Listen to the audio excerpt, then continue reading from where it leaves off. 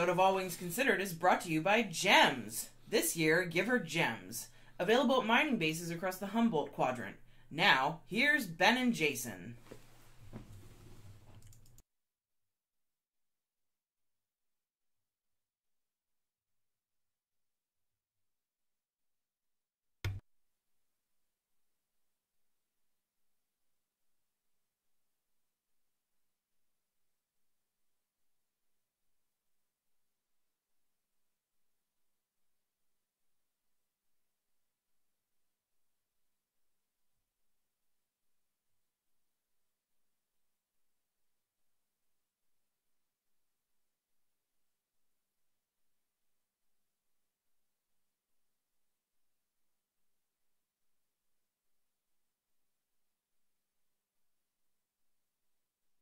We forgot to unmute the microphone. That we made I pressed the button. It's on video.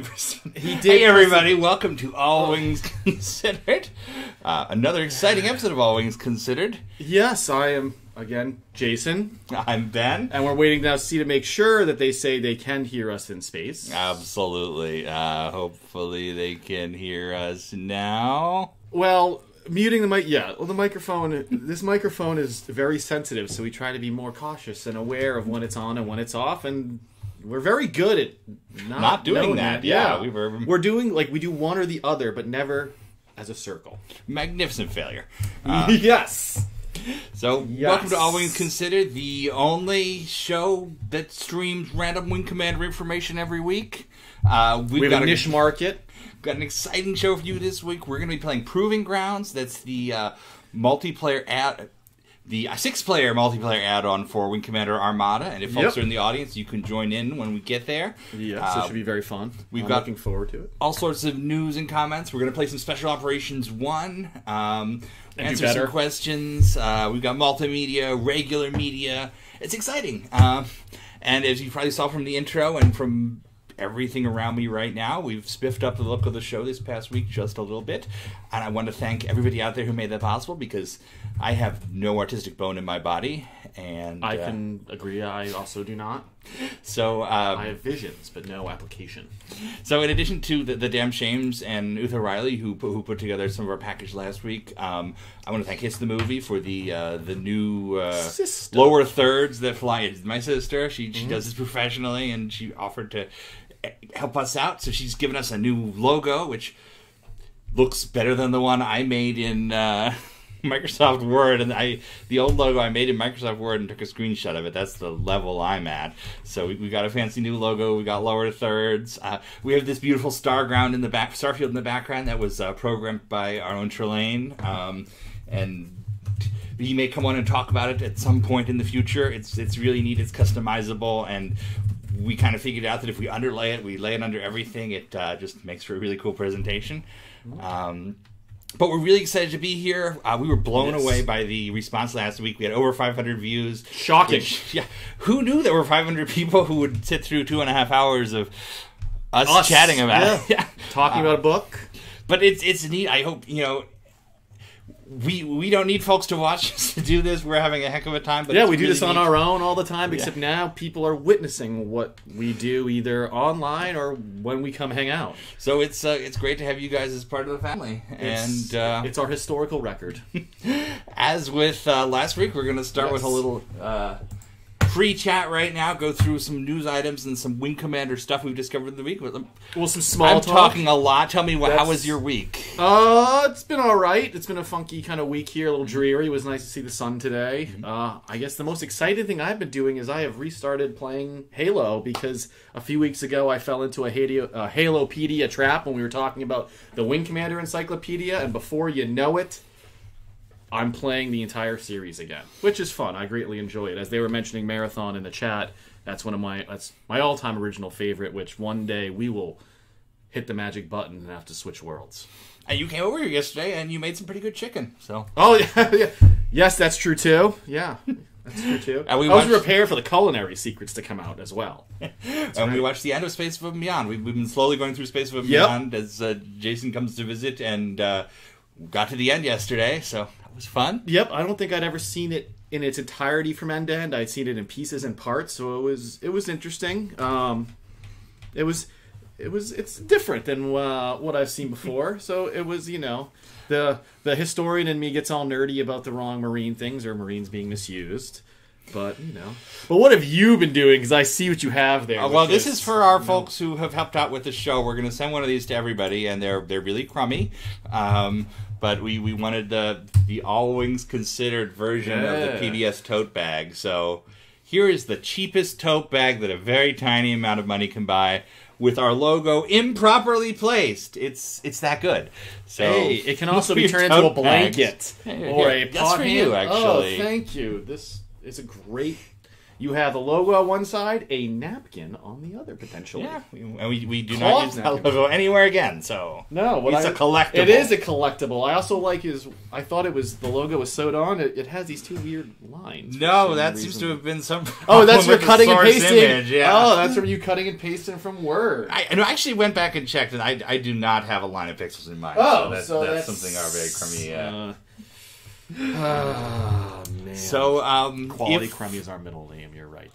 If we had one major question... Hearing ourselves. Yes, I muted myself. If we had one major question from last week, it was, who are you and what are you doing here? But if we had two questions, it was... It's hard to see on that screen, on your screen. Yeah, you can't see it on my screen, but you can see it. I'm trying to see... Yeah, you'll catch up. There we go. It's hard to point.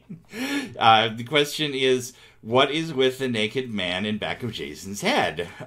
This is a common question in our streaming history. Yeah, it seems to come up a lot, so we just want to go ahead and say that is a movie prop from the Wing Commander movie. Don't trust traders. And I have a screenshot here. There, you see it to the right as Blair and Maniac walk into the Tiger's Claws Lounge. Yeah. I picked that up at Prop Store 5 or 6 years ago. And when you look at the actual prop up close, it's just a bunch of laser printed pieces of paper that are taped together to make it look like a poster. But the art department of the movie did all sorts of propaganda posters, and in the tradition of the original Wing Commanders, sexy cheesecake bikini lady photos are all over the Tiger's Claw. So someday we'll go through and we'll take a picture of each one and we'll do like a walkthrough of some of the amazing... They did a really incredible job of the sets in the movie. If nothing else, the sets looked great as the decoration. In fact, I have a second poster that you can't see that's over there. Oh yeah, the bigger one. Yeah. Yeah, it's a Confed Marine recruiting poster that was in Blair's quarters. We'll have to figure out a way to position things for that to be on. Here's the question: why would you have recruiting posters all over your space carrier that's permanently front? You got to make sure people re-enlist. I love war. I'm going to do double war. Here, come in and do another 4-year hitch. Let us show you stuff that would convince a high schooler, but not a combat veteran. So that's one of your popular questions answered. Don't say we never did anything. Yes, that is why there is a naked man or half-naked man above my head, wearing a Kilrathi mask. All right, now I want to. My brain basically, I want to have one project that I'm working on. I want to be writing the Wing Commander Encyclopedia and so on, but I get distracted very, very easily by anything. And the other night, I was like, I wonder if there's any Wing Commander footage in 3DO commercials. I don't know if you remember the 3DO, but it was a failed 32-bit era console that was heavily connected with Electronic Arts, and Electronic Arts continued to support it well after that was a bad idea, and they did two spectacular Wing Commander ports, Super Wing Commander, pretty much an entirely new game, and Wing Commander 3. I would say that the 3DO port of Wing Commander 3 is one of the single greatest video game ports of all time. Just the way they took it and brought it to the console, they redesigned everything so that it worked amazingly well. And that's the one that adds all the extra videos and extra details, right? Yes. Missing videos because the CDs.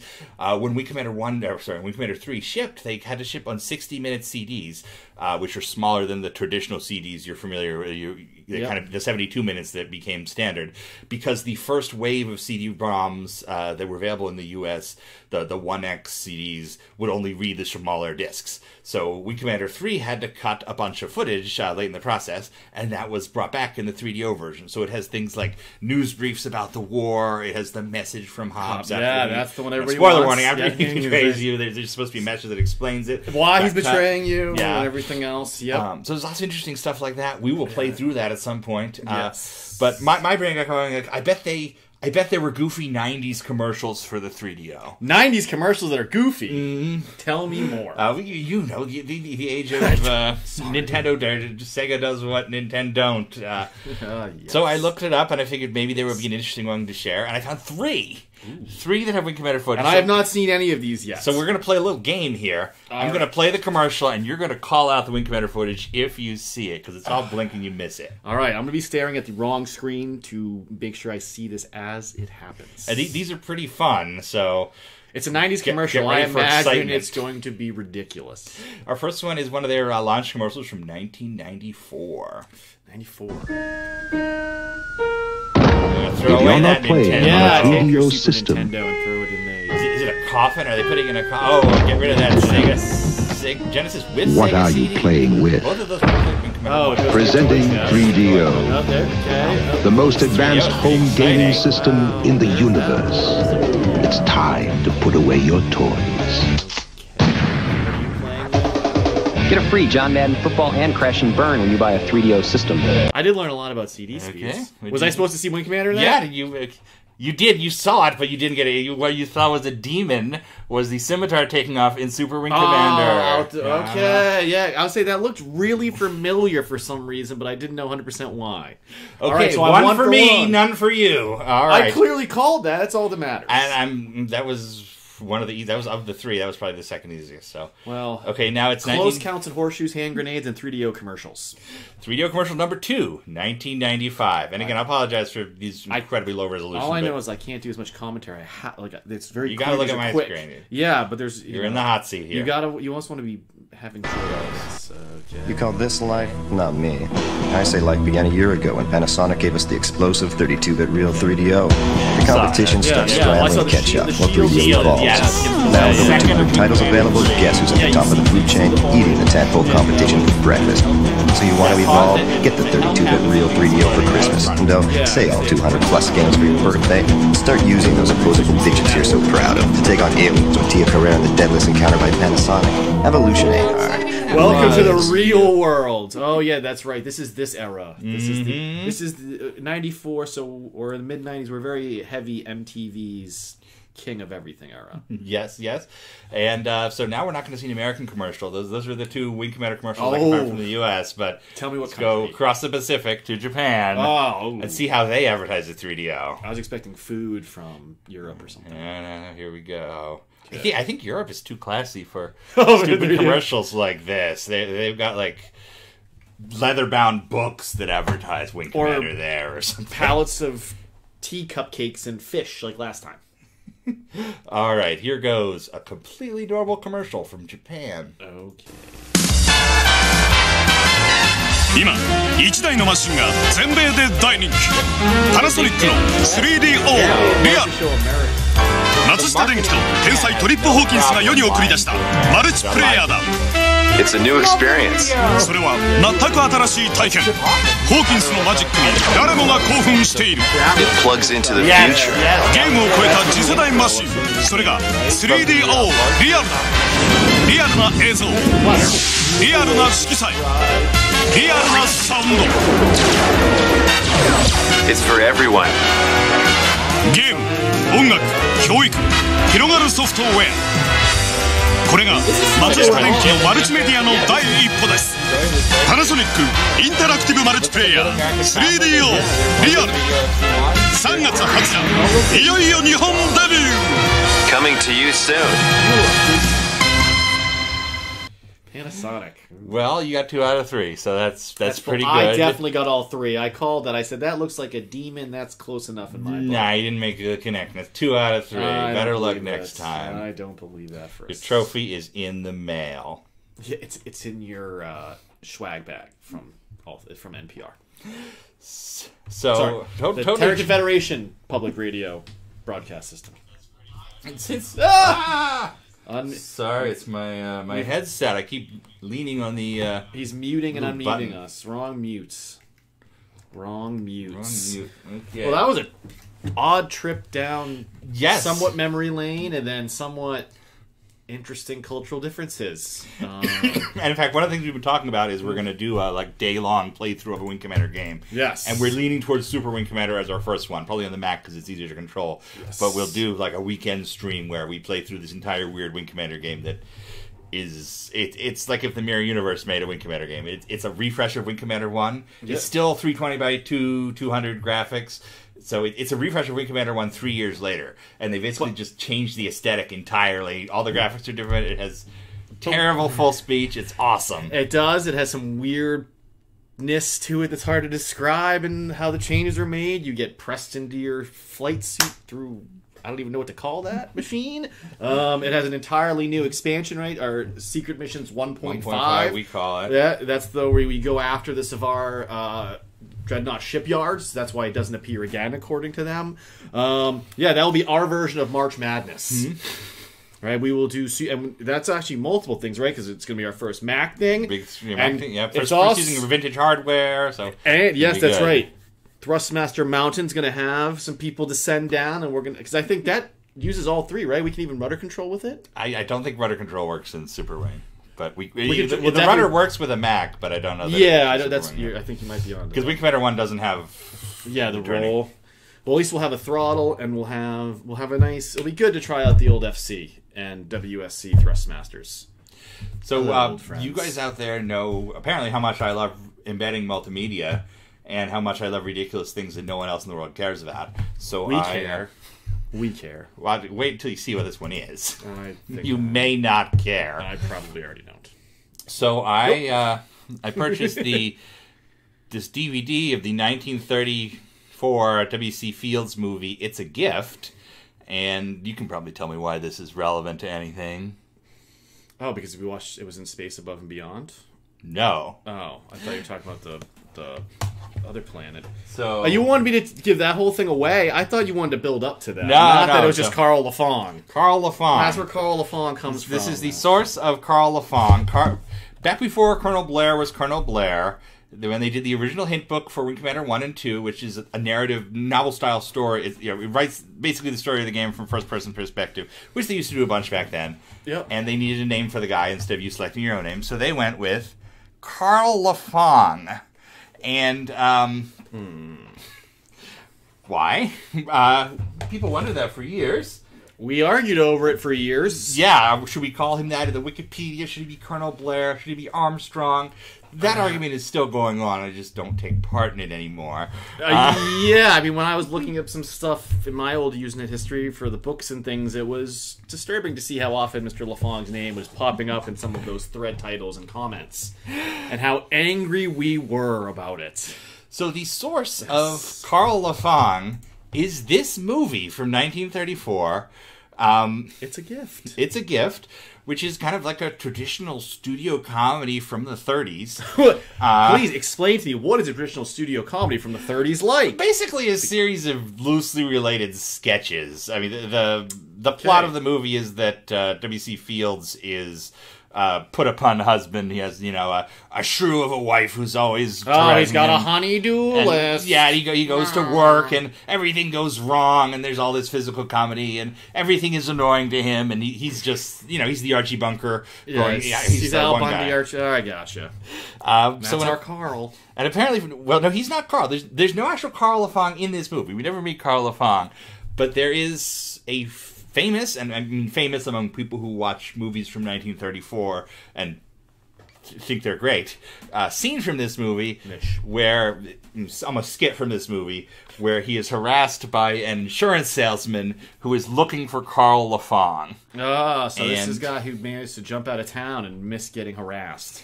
Yeah, so he missed his Pepco knock, if you will. So I bought this on Amazon, and I have used my newfound knowledge of video codecs and whatnot to rip the scene, cut it out.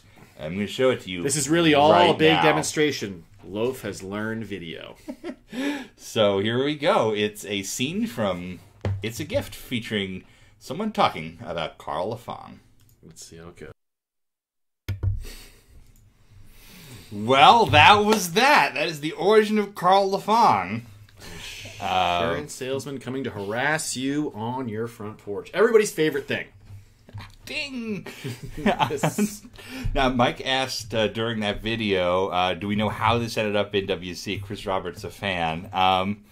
Don't have a specific answer to that question, but my suspicion is that it is probably just a case of the author being a fan. Mike Harrison, the author of the book, he was also president of marketing at Origin at one point, or vice president of marketing, however that works. Just liking this kind of movie. In fact, he even adds a scene to the story of Wing Commander 1 where Carl Lafong, Colonel Blair, the night before the final mission in Venice, he's watching old 1930s comedies. But my guess is the actual connection is that it's W.C. Fields. Like Wing Commander Fields. I mean, yeah. That's all I could figure, honestly. So... Sure. That's the kind of quality you're going to get here. That's in-depth investigative reporting that you only find here. Something that we've, long argued over for, let's see, what, almost 25 years, and nobody bothered to say, hey, let's look at the movie. Well, I probably 10 years ago figured that out from just reading about it, but I never actually sat down and watched the movie and seen, what was actually said about Carl Lafong. And how long is that movie? Well, it's short for a modern movie. It's like an hour and 10 minutes. Okay, so. I was going to say, then at least you didn't have to do a long haul there. No, it's enjoyable. I like the idea of bringing in some sort of culture, however ridiculous, connecting to Wing Commander and then sharing it with everybody. Oh, interesting. Well, you have any other exciting small talk? I have one minor thing. I'm trying to think. Other than that, I've been... Not too exciting, just the normal. It's the end of another SNU semester, and you teach adjunct. Well, let's not explain every awesome thing I have to do. In your honor, I have this. You got my twin. On eBay this bust of your head. Are you saying that literally I can be replaced by a blue head? Well, I was going to show. This is our very first arts and crafts corner right here because I purchased this blue head for a purpose. May I hold your blue head? Yes, please. All right, then. Hello. Oh, my God, it is me. It looks just like you. This is where normally if the stream was, credited for adults, I would start swearing at you. And then beat you with this, because this is quite heavy. So the reason to buy a glass head is if you have a 1990s VR helmet to put on it. So we needed a way to store this VFX1 headset. My wife suggested a glass head, and... Don't you already have a glass head? I have a... This is the replacement glass head. The other one got taken by a Kilrathi. Yeah, they're a Kilrathi friend. So, there we go. Oh, my God. There we go. Arts and crafts, right here. Home improvement. What I would look like with a VR helmet on, here's what it would be. All right, that was stupid. That was. This is heavy. That's heavier than I expected. Let's go on to the Wing Commander news. Let's go on to the real stuff here. Well, no, we still have the Wing Commander news. Oh, ouch. Hey, everybody, this is the part of the show where we have to remember to add that sound at some point. I don't even know what that sound is. How do we make it? The newscaster thing? I don't know. It's whatever you used to play. You watching WC Field movies. It's whatever sound that makes when the news comes on there. Oh, like a ticker tape coming through? Okay. What do you think that sound I was making? Oh, my. I guess it's kind of Morse codey. This is the part where we update you on the most exciting stories from the past week at WCNews.com. For more details on any of these, go to WCNews.com. WC News, the only place for Wing Commander news in 2019. So, first of all, Retro Game Connect, a group that reviews classic games casually on YouTube, has a new episode 184 of their series, which covers Wing Commander 3. Not much to say about this one, but we'll put the link in the comments if you want to check it out. Just two folks who are new to Wing Commander, checking out for the first time and kind of blundering through the first mission of Wing 3. Read your manual before you climb in the cockpit. Yes, there's a lot to learn in these old games. It's interesting how sometimes people jump into old games thinking they're like new games where it's 3 keystrokes and you know everything, where right in the past our old 90s games, one of the best things about them was the learning curve, where you had to spend hours just trying to figure out basically how do I keep myself from not exploding the second I start this game, where They did a little bit in progress. Still fun, but we try to put more prep in. Next up, the AIRC Pirates. Yeah. We followed this in some of our early release episodes. We were talking about the Hornet they created. They have updated their Hornet to version 2.0, and they have posted a pretty neat video of it in action. So I am going to share that with you right now.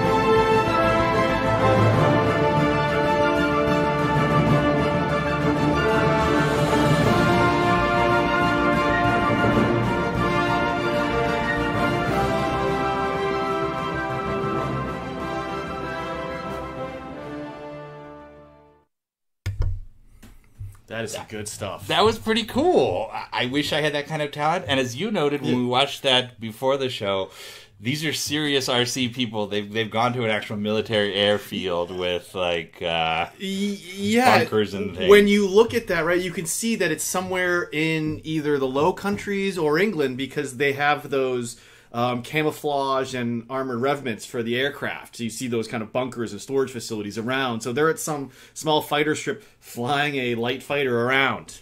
And I love how they integrate the actual game cutscenes into the moments of both joy and distress. Right? The ejection one, when I laughed pretty hard the first time I watched that. I'm not going to lie. It was pretty good. Oh, and there it is again. For some reason, it started again. Hey. I'm still learning this streaming stuff. Hey, thank God you're in charge and not me. Our third story, Privateer. Our third and final story for the news is Privateer. Chris Reed posted to WC News the other day a comparison of two advertisements for Privateer. One was from Computer Gaming World, and the other was from Compute. And he was just interested in all the little differences between the ads. I'm going to bring them right up. Nope. Nope, not that. I'm going to bring them right up here. There we go. Nope. Will you stop? You just love that video too much. It's a live show. So here's the first ad. This is from CGW. And the variant that's from Compute. That's all interesting. It's cool to compare them, and there's an analysis at WC News. I thought it would be fun to take this one step further and take a close look at the individual screenshots, the pre-release screenshots that are used in this ad, how they look compared to the actual game, because there's some interesting discoveries There are some here. interesting things when you brought these up online the other day and we were discussing things. It's always weird, the little choices that you see. So here is the pre-release version of a Centurion, which is having its at the upgrade area. And I figured this would actually be a pretty easy shot to recreate, because I could just buy a Centurion, match the guns and the weapons. Yep. So for the record, the pre-release Centurion is armed with 2 laser cannons, 2 mass drivers, 1 missile launcher, and 1 tractor beam. It does not have any shields, and it's an AW. It's the one below Omni on the scale for the radars. Yeah. So this is what it looked like in the pre-release, and here is my recreation. And if you compare these two, the first obvious thing you see is they're very similar. The UI for buying the guns has changed. There's the familiar one. If you look back at that one, missing some lines, and there's been inflation too for the plasma gun. It cost way less money before the game came out, 15,000 versus 8,000. The other thing is the bitmaps for the lasers are slightly different. So if you look at the inner cannons on both sides, they actually changed before release. But otherwise, very, very similar. The rendered background is all the same. This is pretty close to release, just the UI. Number 2, this was a hard one to recreate exactly, but pretty roughly I got it, because you struggled a bit with this one. If you look at this one, he has positioned himself. He's about he's 46 meters from auto landing on the base. And he's afterburning. He has his ship. He's set to 100, but he's at maximum afterburner in a Centurion. So this was a shot you could only get for 1 second, but I did my best to recreate it. Yep, you did well. And even again, the shield damage. Well, yeah, the minor. I just turned the shields down and let them recharge again. But I didn't get the energy. I couldn't get the energy down to the right level. That's all right. But you can see the one change is bases are targetable. They have the yellow bounding box. And the name. It was an asteroid base, which didn't quite fit. And in the final game, it's a mining base. Yeah. And the radar changes a bit, right? You have some extra detail on the radar compared to get those triangles that are textual. What? That is on me. I picked up the wrong radar. Oh my That's goodness. me, because I could have had that radar. That's one of I guess you never noticed this in private here, but the shapes of the radar change depending on which package you have. Yeah, let's be honest, you buy 2 radars in that game. The basic one and the Omni, yeah. If you buy anything in the middle, what are you wasting your money on? It's like buying a jump drive that only takes you halfway there. Number 3, here's Angry Tan. Yep, Grayson Burroughs, as we now know him from. As it's a shot from the intro. Interestingly, this one was not in Origin's press package, so I could not find the actual original screenshot, so I grabbed it from one of those ads. And he's clocked closer, but he's very, very similar to the finished one. The difference is he furrows his eyes in a way that he doesn't in the intro. Yeah. So there was a different expression that they likely cut for space. Privateer had to ship on 6 3.5-inch diskettes before it was a CD game. And just something as simple as one expression gone from him saves you a little bit of disk space. And if you can go from 7 discs to 6 discs, you're going to save a whole lot of money when you release a game back in the 90s. Oh, man. But okay, so this is a weird one. This is you may have seen this shot before. It was used in a lot of magazines, especially early releases. This is not a screenshot from the game at all. This is what's called a paste up.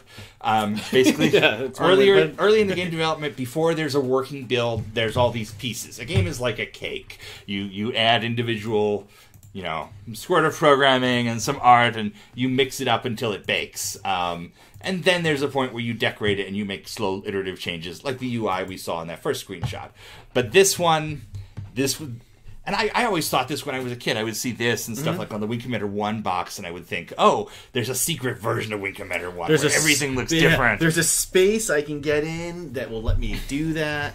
But no, not at all. When you see a shot that's this different, what it is marketing going to the artists who are working on the game, the design and everything, and say, what do you have so far? And we rendered the Goth 3 in these different poses. We we can slap that in here. Well, we've rendered a cockpit over here. We can put that here. How do you think this is going to work? Well, there'll be explosions. We have explosions from Wing Commander 2. We can slap them in there. Radar will probably be on here somewhere. So if you compare that to the finished look of the Galaxy cockpit, pretty different for pretty much everything. It looks very Christmassy. Yeah. It's very seasonally appropriate, I guess. It looks very berry-ish and holly-ish. So this is a deluxe paint render. Basically, they take deluxe paint and they put in all the individual pieces until it looks like the game they're trying to build. And they use that for the marketing when they don't have anything else yet. But when you look at closely at this, it doesn't really make sense. What is that radar screen? It doesn't match what's on the screen. But super fascinating to see. It also harkens back to a time when they were talking about using the Strike Commander engine rather than the Wing Commander engine. Yep. So you would have more 3D ships. In the final game, I don't think you have anything close to a Gothri in that level of resolution. Yeah.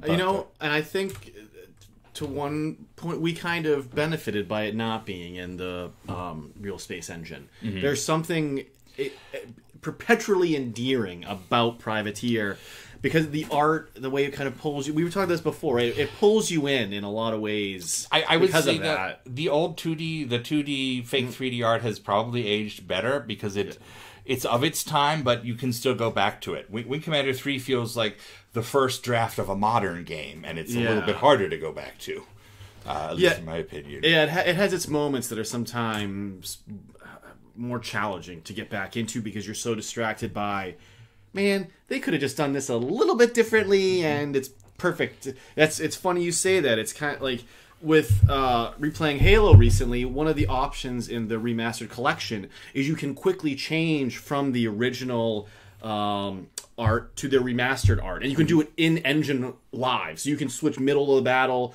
I'll be honest, I sometimes lose track of where I am in Halo and Halo 2 Remastered because I've played the original so much that I flip back to the old engine so I can be, I know exactly where I am. And then I flip back to the new engine and it just looks beautiful, but it's kind of a funny thing, which that'd be interesting. I don't know if Wing Commander could do the same thing. I'm sure they probably could do it, but I'm sure there are better engines and approaches.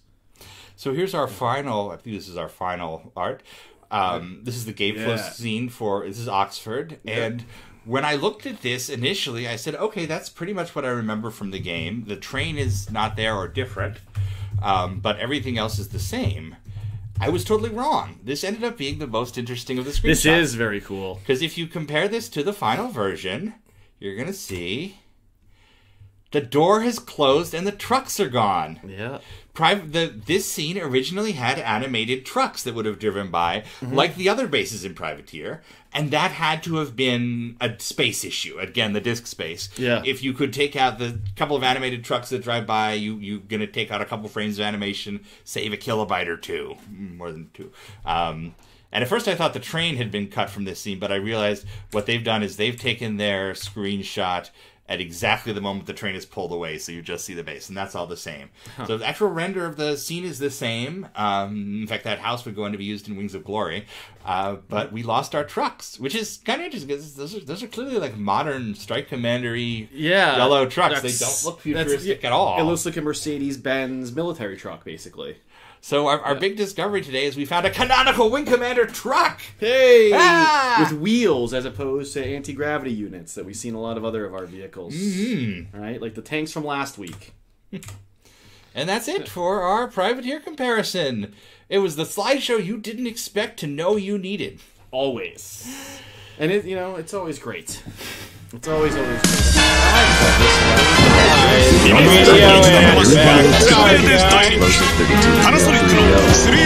All the 3DO ads together. Oh, that must have been annoying for the sound. But what I was going to ask you before that happened was that, is there a chance that we might be able to re-engage some of these missing things at some point in time?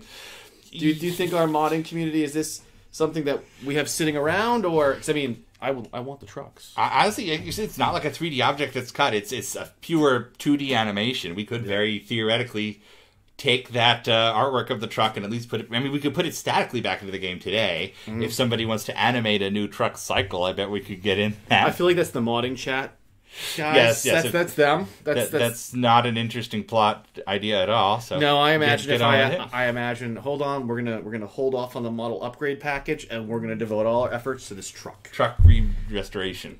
But Euro Truck Simulator.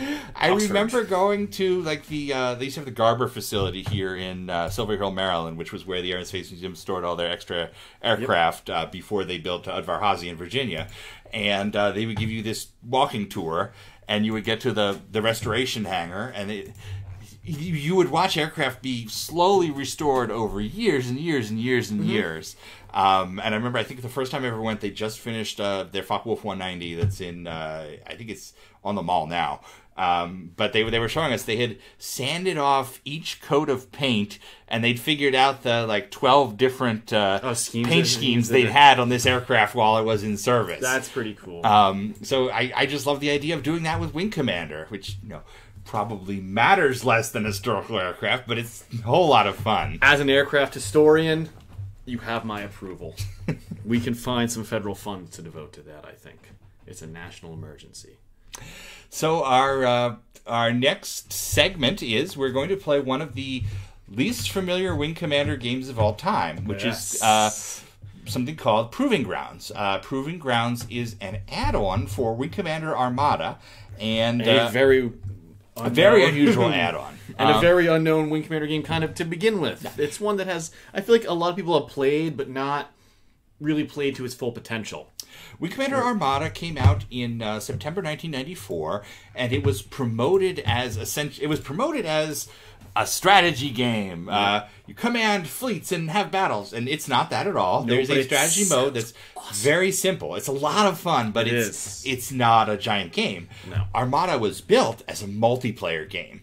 It's sort of the test for the 3D engine that would be used in Wing Commander 3. It uses a branch of that from early on, and it is built around multiplayer. It has co-op multiplayer through a campaign of missions. It has multiplayer strategic mode. It has head-to-head battles for 2 players. It worked over a network. It worked over modem. It had split screen. This was very, very, very early days for that sort of thing. Today, if I want to play, Tetris with somebody, I can pick up something the size of my phone, and I have 100 Tetris friends who I'm battling at Tetris. That's a thing, right? It is now. Back then, this was just after the original Doom came out, and Doom kind of brought in the idea of network gaming. People would bring their shareware copy of Doom to their office, and they would use whatever the networks. It wasn't a token. It was whatever was after Token Ring, and they would IPX. Play, IPX. IPX is what Armada uses. There was NetBIOS. There were all sorts of things, and so Doom kind of awakened everybody's minds to this. And Origin said, "Well, Wing Commander would be tremendously fun head to head." And they allowed this small team to put together this game with that in mind. By the time it was completed, they had realized that it lacks some essential things from Doom. One of the things that made Doom so prevalent was that it was free. You could take the shareware version of Doom, and you could make 10 copies on 10 diskettes and give them to your buddies on your network and play. A commercial $59.99 Wing Commander game, not quite the same.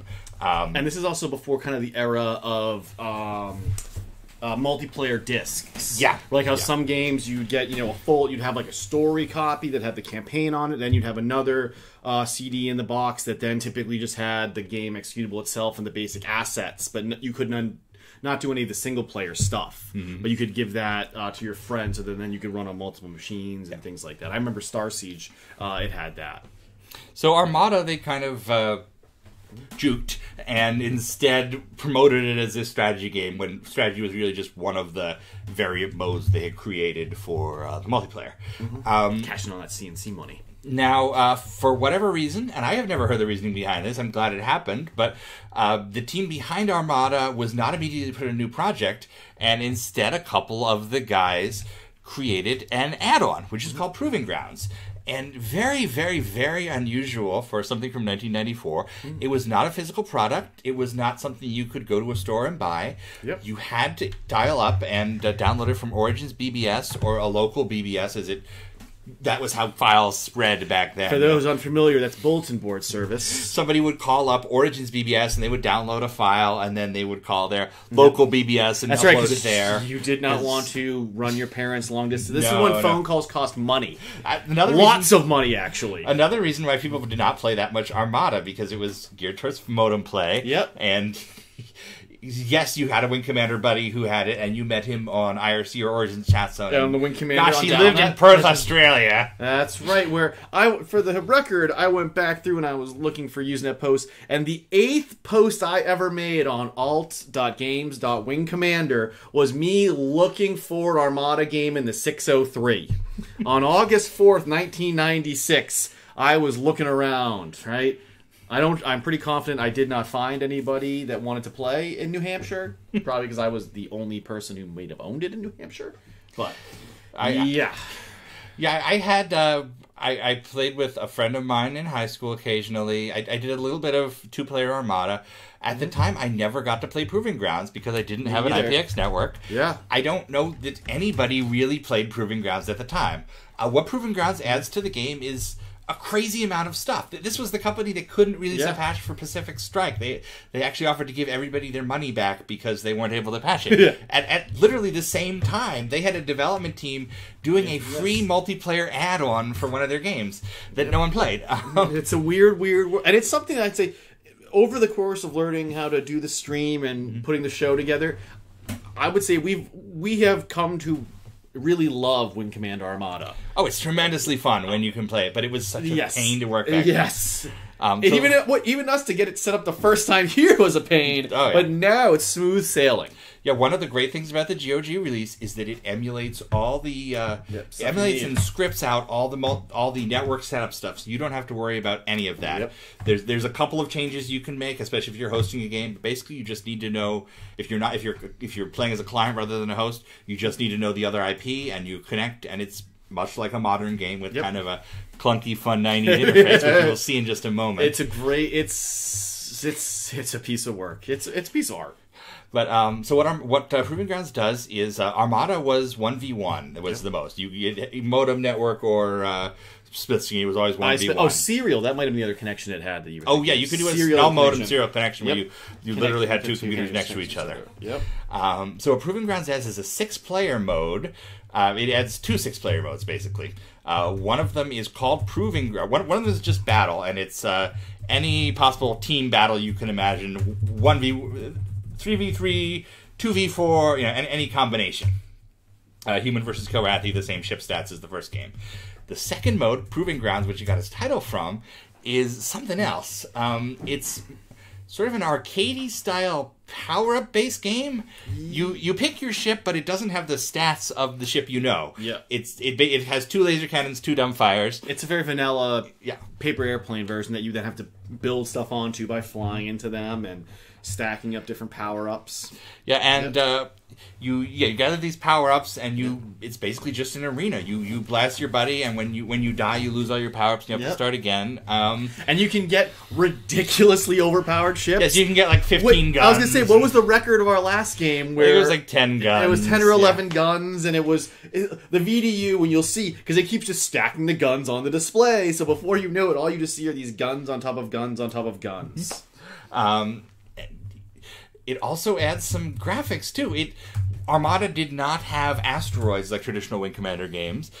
Proving Grounds adds an asteroid field map with multiple sizes. It's the best asteroids in any Wing Commander game ever, because it's got traditional Wing Commander 1 style asteroids, but modeled in a 3D engine. Which are so weird, right? If you've ever really screwed around with the asteroids in Wing 1, 2, Academy, Privateer, they're fake. They're not objects floating around you. They come towards you and then they're gone. These do. These are actual asteroids with vectors, and there are huge asteroids too that show up on your radar. They'll show up as like a soccer ball. They're huge. Yeah, you can hide behind them if you fly up to them and you want to ambush somebody. You can hide so you don't appear on their radar. You're until you the asteroid. Yeah, it's pretty interesting, and it's a really strange thing for Origin to have done. So. We're going to start up a Proving Grounds server. We will share the IP in chat. I've already posted. I'll post it again in a second. Okay. And I'm going to run the host. I'm going to host the game. We'll play it, and we'll show you some of what's going on. And anybody who wants to connect up to that 6-player limit, you are more than welcome. I would say the only thing that I have to make sure of is just make sure you have your cycles maxed out or set to 32,000. So don't max them out. If you max them out, you're going to have a bad time. 32,000 seems to be the sweet spot for us. And you have to have 32,000 because we've discovered that if they're not the same, the game desyncs. Yeah, set yours to 32,000. Yeah, 72 is a little too high. So I would set them down to set it to 32,000 at boot up. That's 32,000, not 3,200. Yes, 1,000. Extra 0. Yes. So like everybody wants in their paycheck. Let me go. It's a leading 0, but I usually get that. Here's our Armada split screen battle mode. Thanks to the wonders of science and technology, we are going to be able to show you both of our feeds. Yes. If you would go ahead and I was going to say plug in your HDMI, we'll get your cockpit on here. And here there you are. It's your desktop. Hey, look at this. Meanwhile, I am going to load my Armada. Oh wait, I'm not going to load Armada. The way to do it is it's the multiplayer. It's a link that GOG will have added to your start menu called multiplayer. And right there. What that does is brings up a menu that will say it'll give you the option: start single player game, start client game, start network host game. So I'm going to start the host game, and that is loading up here. Pick 2 for Proving Grounds. Okay, and I'm just watching the stream here to make sure that this comes up right. I was playing around with it earlier, making sure we had them right. You just need to click. Yeah, there we go. There you go, and I will now do mine. Just wait for you to click, that's all. Yeah. It's that weird thing. So I'm going to do IPX Net Play. And you can see the new graphics. They did new graphics for the menu. I forgot to post. Oh, yeah, the IP is farther up. I forgot. I had it copy and pasted and then forgot to do that. And you have this great initialization where you have to enter your call sign and it logs you in and does some stuff we're not really sure what it's doing and counting down to. G&D, I'm just going to correct one layering issue here. All right. Oh, nope, actually, we're good. Good. Okay, good. We got people. Now we're just going to wait to create a game. Yeah, we're just going to wait just a moment. Do we get some see whoever else wants to jump in. I was going to do full screen. We've got Dunderdall and Mufasa. Yep, Salty. Oh, look at this. Wow. All right, so he's going to create... What are we going to do, a battle or a Proving Grounds? We're going to do Proving Grounds because we've got to check out this stuff. We're gonna do. So this means that, yes, if you want to, you can fly the Phantom. And it won't... Well, it will start sucking, but you can make it better. Right? So now if you're watching, you have to, for Salty, you have to actually select the game and click Join. This is very old school. Yeah. So Mufasa, you just need to select and then hit Join.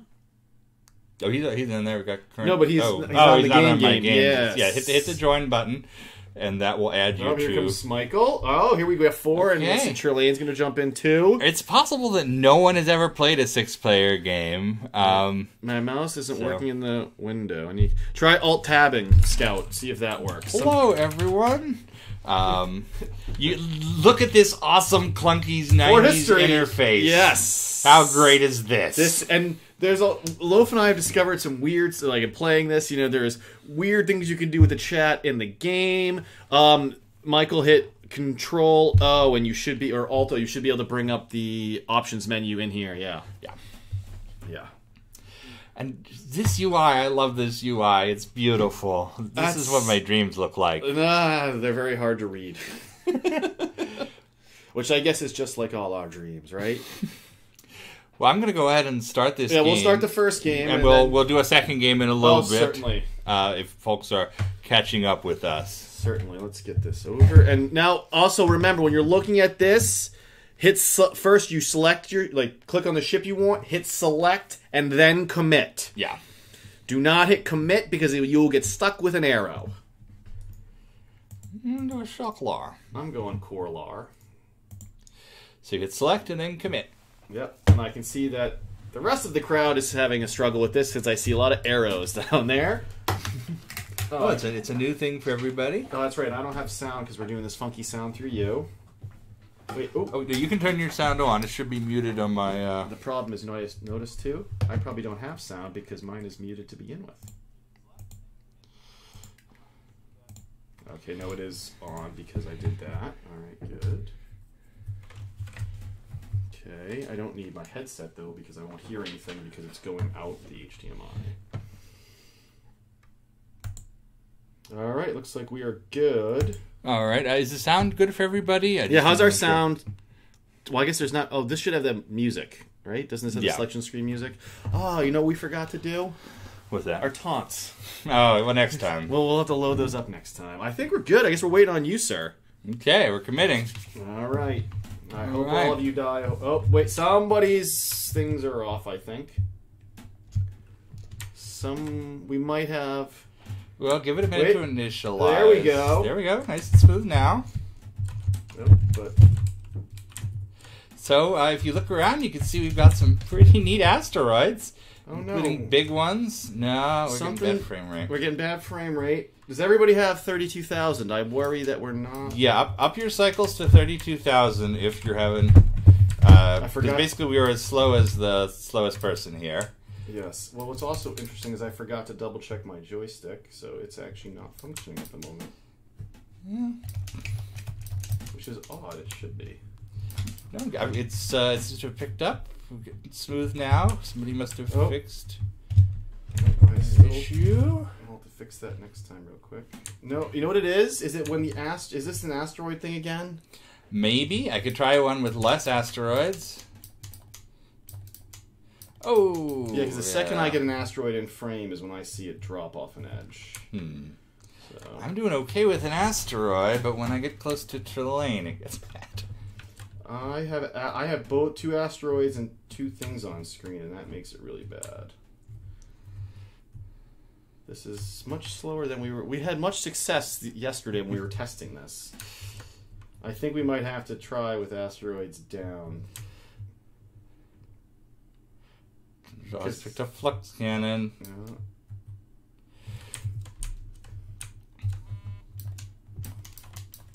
Yeah, it's making it. Oh, how did I miss that? How did I miss that? Yeah, I'm not sure.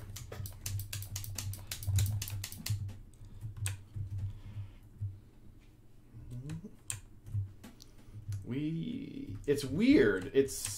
I'm not sure what is caught. It's when somebody's looking at asteroid, because when there's nothing, everything's fine. Or, well, my frame rate's quite nice now.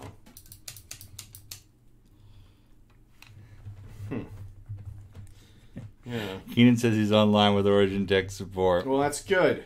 You call there, BBS.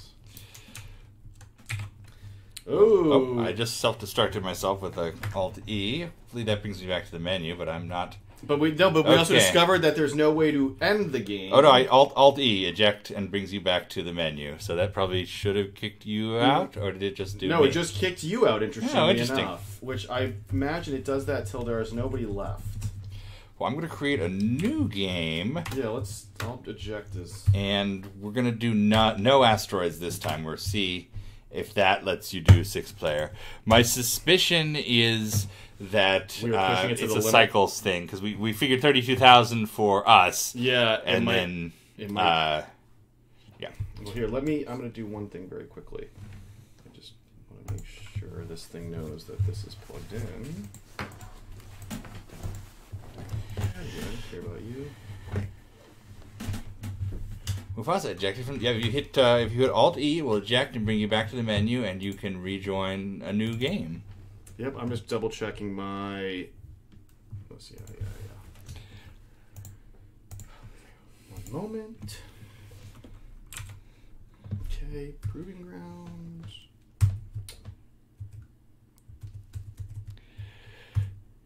There we go. Are we changing? No, we're going to try no asteroids to see if that improves. Yes. Right now, I am just...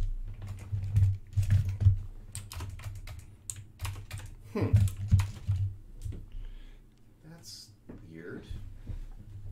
It doesn't appear to think...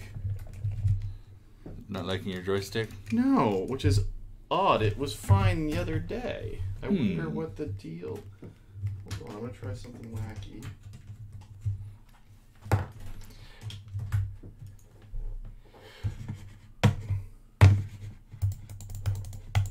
think that made it matter that I wanted it to. By all means, if you want to start... Yeah. Another bug right here is I've gone to the... I started the game and it gave us a black screen, so... Uh-oh.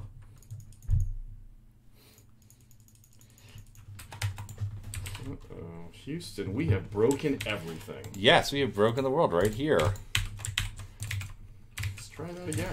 I think I'm going to have to restart the server, so oh, actually, you know what? I just saw it reappear when I tabbed out. So let's check that again. Nope, that was a crash. Alright, let's start a new network host game. Okay. Now let's see too. I'm trying to figure out why doesn't it see. Let's keep it at 32,000 cycles for now.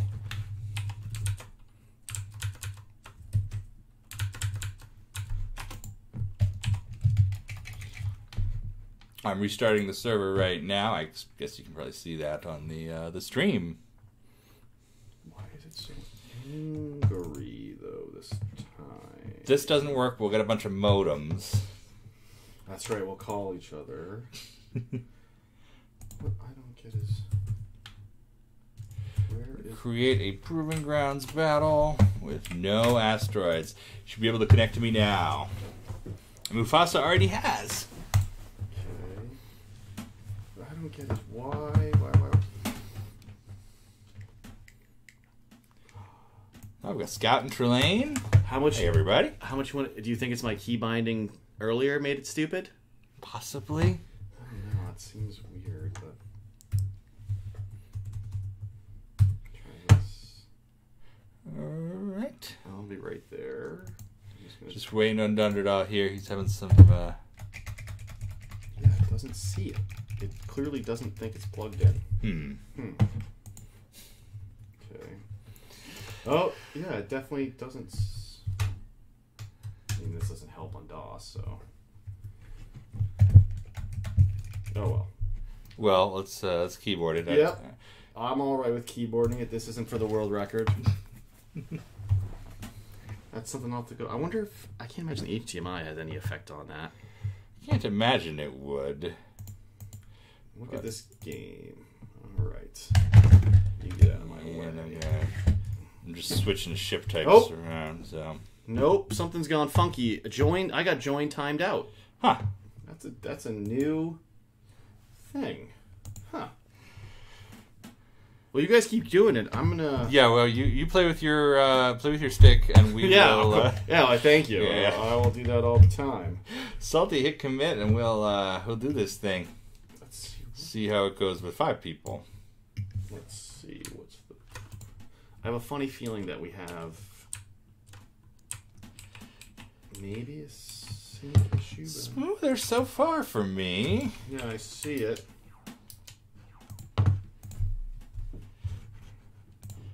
Yeah, I'm tracking Trelane okay here.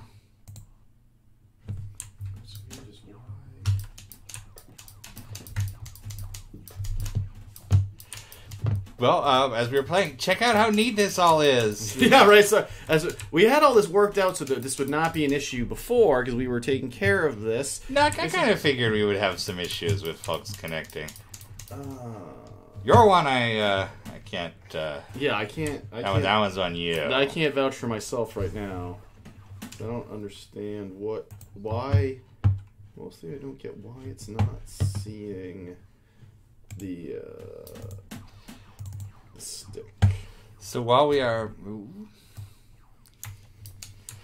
Yeah, this is perfectly smooth without the asteroids. That's interesting. Yeah, well, the asteroid, when we first tried it right with 3 people, we noticed that asteroids were a killer issue. Maybe it's just when you get above... Because, with 2 of us, it was great, even with high asteroids. We sat messing around. I actually sat there trying to fly into the small asteroids on purpose to see. I learned that they are more deadly than the larger asteroid. So my suspicion is that there's probably a cycles we can get. I'll set it to that will work fine for asteroids. But we'll make the rest funky or something. That's a non-streaming thing to test. Yes, I would agree with that. I would definitely agree with that. Scout picks up Javelin HS.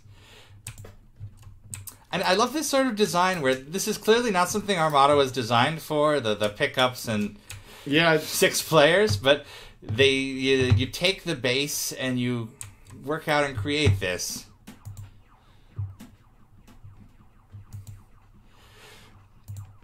Now notice how terrible it feels to ram something and to get your armor hit in Armada. It is different. It's definitely different. Whoa, that was a new thing. I haven't seen this error message. Well, that's the one we saw the other day. So I wonder if that tells me that somebody maybe cycles are off or something, or maybe we need to. It has to be turned up a bit, or. All right, we need more testing for that one. Certainly. But let me start another game. Let's show off some of the features. Just sure. 2 players, so we have some educational content in here. Huh. That was a different screen too. We are discovering all types of new things. That looked like a DOS 4G. It was a DOS loading screen that it was stuck for some reason that I don't understand. And what's more interesting is that when you guys actually collect or connect to Loaf, you can actually have your own games on that server outside of us. Yeah, that was interesting. Because anybody can create the game. All right, you can have multiple running at once on the same network. Yeah, I think the data link. I would guess more than likely is going to be a cycles issue of some kind. Yeah, it's been doing that funkiness up here on me also. I've also noticed that DOSBox likes to not let me give a keyboard input just after I start it for whatever reason. And then if I tab out and tab back. So you want me to do... here, I will do an Asteroids game high for the 2 of us. Oh, are you still connected to the... I connected to somebody. Oh, okay. Let's see who it is. I don't know who. I don't know who. Let's see. It should be you. I wasn't in. I hadn't created a server yet, so... Huh. Nope. You're not there. Okay, I don't know what... Trillion is, but... That's... How the hell did they get there, and yet where... So where am I? The world wonders. Alright, let's... try this again. Alright, connected to this sucker. Yes, sir. Right on top of that rose. And we had this all figured out. No, I don't think it was internet at all. I'm guessing it's something with... It's got to be a tiny amount of data that Armada passes back and forth. And I think it's just, if it, like a lot of these games are very sensitive. It's just emulating the old environment, I think. Yeah. Making sure we all have the same cycles. Yep. All right, you join my game. Yep, I'm good. Play. I'm gonna try my core lore now. Finally. All right. Oh yeah, it's totally different with just 2 people. Yeah, I think it's probably nice and smooth. I think it's probably trying to bounce back in. Yeah, you can connect to Loaf and be in your own kind of side environment. It seems you can create multiple games on the same server. Yeah, I'd be curious to see if. So I'm buzzing around some out. Oops! Did you just shoot at me? You did. So we have things like a refuel depot, so to refuel your afterburner fuel, and it's all the images are very simple geometric shapes. Typically, a gun is like a tube for the most part. But you can see that right are like tubes. On high asteroids, we have quite a bit of clutter around. Something. I wonder if they just create a game because I just noticed a little lapse there. There we go. I got that. But it's funny. You can fly into the big asteroids at quite high speeds, and it does some damage. It bounces you mostly, but if you manage to clip a small asteroid. In the right place, it will destroy you in seconds. Yeah, it's... They are very unforgiving if you manage to hit it just right. Although, because they're on their own vectors, the other day, Yeah, they don't hit you like a classic Wing Commander asteroid does. If you try to fly at it, it almost I was convinced it was flying away from me, but then Loaf said, no, I think it's because they're on their own vectors, so it just looks like it's going at you, but really isn't. And I would, after a bit more testing, I agree that that's definitely what was going on. I don't want paw dumbfires, though, and I even missed it somehow. See, getting a rendezvous is difficult with these power-ups. It's so much easier in Arena where it's a 2D flat screen. Well, if only all Wing Commander games were like that. What's funny, I thought we were doing quite well yesterday when we were testing this, but I guess when the heat is on, things go wrong. That's always the way it's going to be, but that's why this is so much fun. That is it. Oh, come on! These keep all disappearing right as I get to them. Which is... I noticed that seems to happen. Yeah. Because they always seem to spawn at what? You can't really tell, but they're definitely 5,000 to 7,000 clicks away. How did I miss that? Like, come on. I'm in a huge, huge thing. Yeah, and if you miss it, there's almost no reason to try again. Because, yes, it's going to be gone by the time you turn around. Because that's what just happened, yes. Yeah. And one thing I noticed about Proving Grounds is there's not much of an ability to kill the other player until you picked up some weapons. Yeah, when we first did this, we stacked up for quite a while where I had something like 10 or 11 guns, and it was just ridiculous. Because the amount of firepower you're throwing off. I wonder, are you seeing that? The little stutters every now and then? Yeah, I did. I don't know what caused it. I wonder if they're... if they're on there playing a game. I'm trying to look over there, but I don't think they are.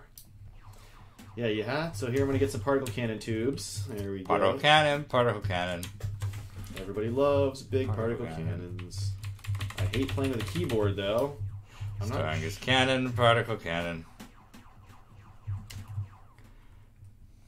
Yeah, because there's... Come on. We're getting very few power-ups, I feel like, here.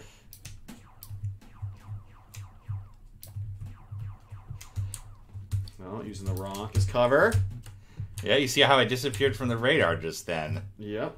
And even the power-ups, if they go right behind the asteroid, they will also disappear from the radar. Those are two useless power-ups. I don't want dumbfires. Apparently I got them. Ooh, I hit an asteroid. Well, that is never good.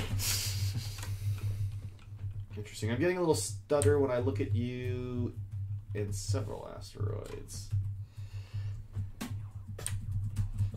In fact, I was reading the README for this, and there was this interesting claim that they believe this edition of Proving Grounds to be bug-free. Oh, that's a bold claim for a QA team to make. That is pretty bold. And obviously, they could not have tested it for computers from 30 years later, but bold. Yes. For a second, I thought the Mass Driver just read Mace Driver because of the lettering. It was very weird.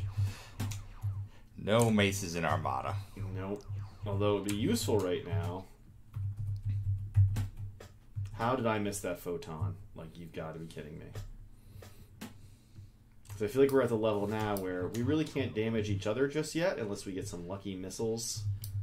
Oh, look at another dart that I missed, of course.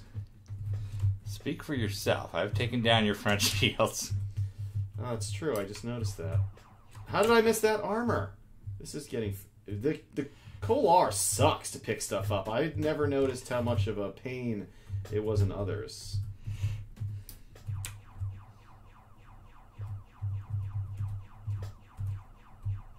Here we go. Get some flux cannons. Just keep stacking them. Let him shoot all he wants at nothing. Oh, it's the particle.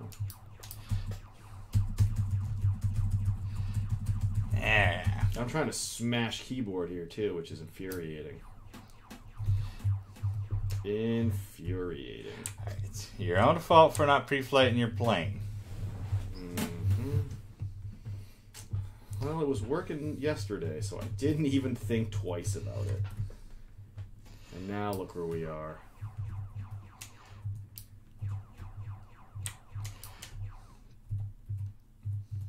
Oh, come on, you recharge. You bastard. All right, there Let's we see, go. pod, dumbfire. Not a whole lot of different variety to showcase. Speed upgrades, all right, obviously.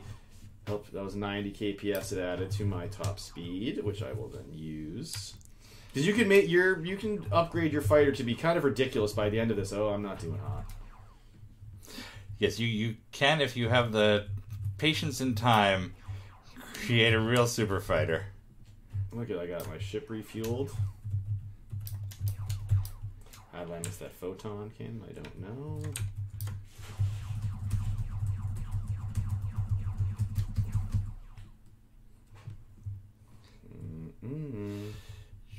Oh.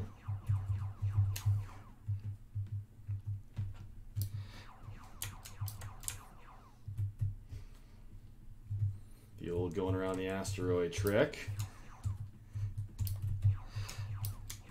Corlar is kind of a pain to hit. It's a pain to do a lot of things, I'm not going to lie. I am very unimpressed with its ability to pick things up. And it feels odd being off-centered like that when you fly. You know what? I think that's even more knocking things of why I'm missing objects, that I'm lined up slightly. Oh, because, yeah, you're slightly off-center. That would make sense. Yeah, so I think until I kind of... And it's harder to use the keypad to line up perfectly as you would. Yeah. Now let's see what happens. Nope. Oh. I had to roll, so it actually impacted, and then I rolled around it before it let me explode. I would say honor is satisfied if you want to move on to our next game. I think, I think with the lack of joystick, we're losing a lot of the interesting parts of it. Although, oh, hello. Hey, now that's not the first time we've seen that error occur. This is an interesting error message. We've had that happen before to us, and we had no idea why. Oh, my screen's even doing it. That's... You know, it actually still functions when it's doing that. Yes, you can get to the menu and quit. Yes, I can see all that, so I will remove this. Well, that's Proving Grounds. We obviously need to do some more work on our own Proving Grounds. Which we will, but that's kind of the fun of all this. 6 months ago, I couldn't have imagined playing Proving Grounds at the click of a button. And now, we've blogged, I don't know how many hours in the last few months, especially. Because, to be honest, just to get it to work that well with two people and high asteroids on has been a kind of a big deal, since we were unsure at first if we could even get it to be stable, since the first few times it was really sucky. But it was great. That was my first 6-player Proving Grounds ever. We'll definitely have to try that to be more successful in the future. So what I will plug is, if anybody out there is not part of our Wing Commander Discord group, you're welcome to join us. That's right. We're always around. We love to play this stuff at off hours, and it would be good to be able to get people together, get people at some random time to play 6-player multiplayer together. And it's just a good group of people. I was going to say, it's never really quiet, typically, because we have people from all around the world. So, when It's like our IRC back in the day, and it's... Yep. It's kind of like the start of the Borg Collective, because now at any time I can whip out my phone and I'm connected to all my friends and sharing whatever's going on. It's neat. But it's a good group of people, and we have a lot of great stuff, and now we can see our own histories of chat. So now when you go to bed and you wake up in the morning, you say, "What happened in IRC?" Well, I didn't leave it running. Now you always know. Back in the buffers. The buffer is great. That's the best invention of modern history. Is the for us as IRC old IRC users, the idea of not having it just running is awesome. Yeah, you call up your dial-up in the morning, and you're like, "Why has everybody changed their name to this? Yeah. What's going on? I missed the joke." That really got us addicted to the internet in the first place. That's right. So in the next part of our show, we're going to play a little bit of Wing Commander. Again? We are going to continue the story of Special Operations 1. The last time we did this was in one of our pre-release shows, and we finished the classified pre-release shows. Well, I was going to say, we don't want to talk about it last time, because we gave up in anger. No, we got it last time. We got through Gorka. Was it the time before we gave up in anger? We made it through the first half of the game, the Gettysburg stuff. Yes. And now it's time to start the largely unrelated second half at Gorakar, defending against rebels and flying our new crossbow. Oh, that's right. Yes, we had some epi problems.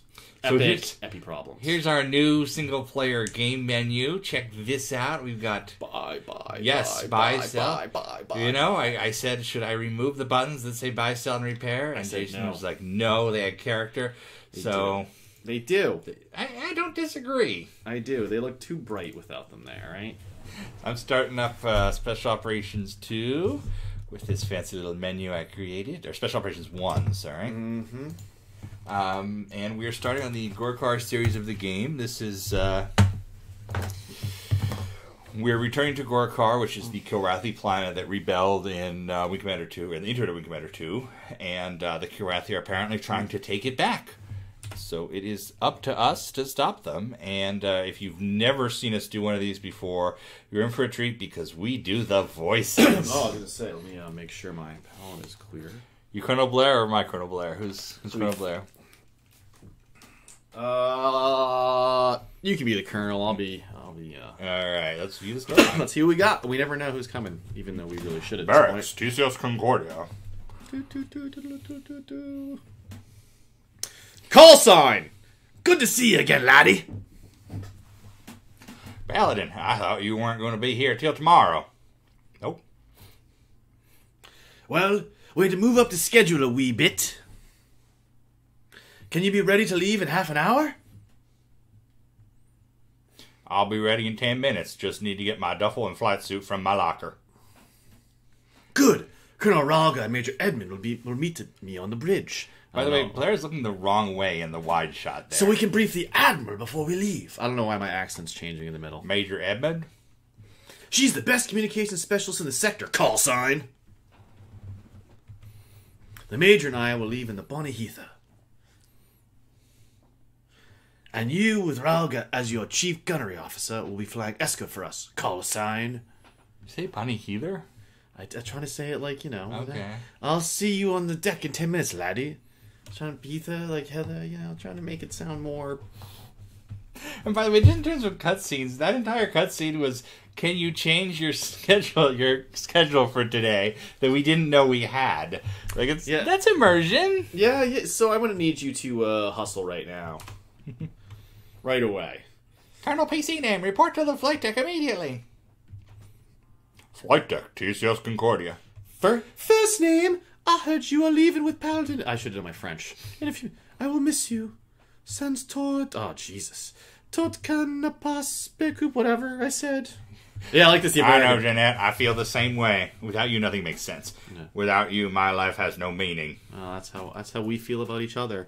Whoa! No. Didn't expect that coming out of nowhere. Here's our YA-18A crossbow bomber. I thought you were talking about our young adult 18+ kiss scene, but there's a good segue either way. I remember being scandalized by that as a kid. Like, I can't let my parents see I'm watching Call the kissing sign. game. I've set our course to the... Oh, is this Rog, actually? No, that's Paladin. I've set our course to the jump point via Nav 1. Because we never have any change. We'll also Nav on your mark, laddie. Affirmative, James. Are you ready, Hobbs?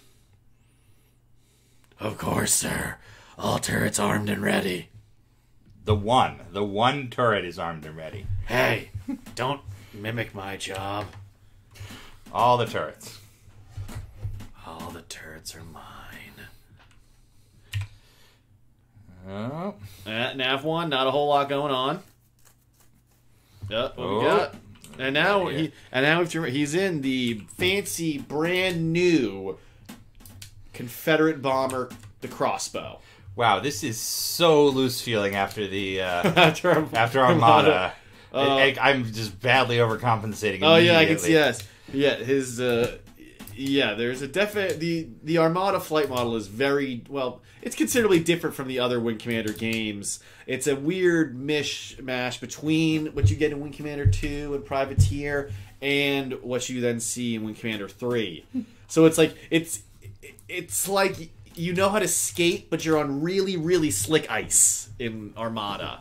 In terms of the sliding and things, I would hope that in some of the video of our battle, you could see at one point that Wolf and I were literally spinning around each other. Yes.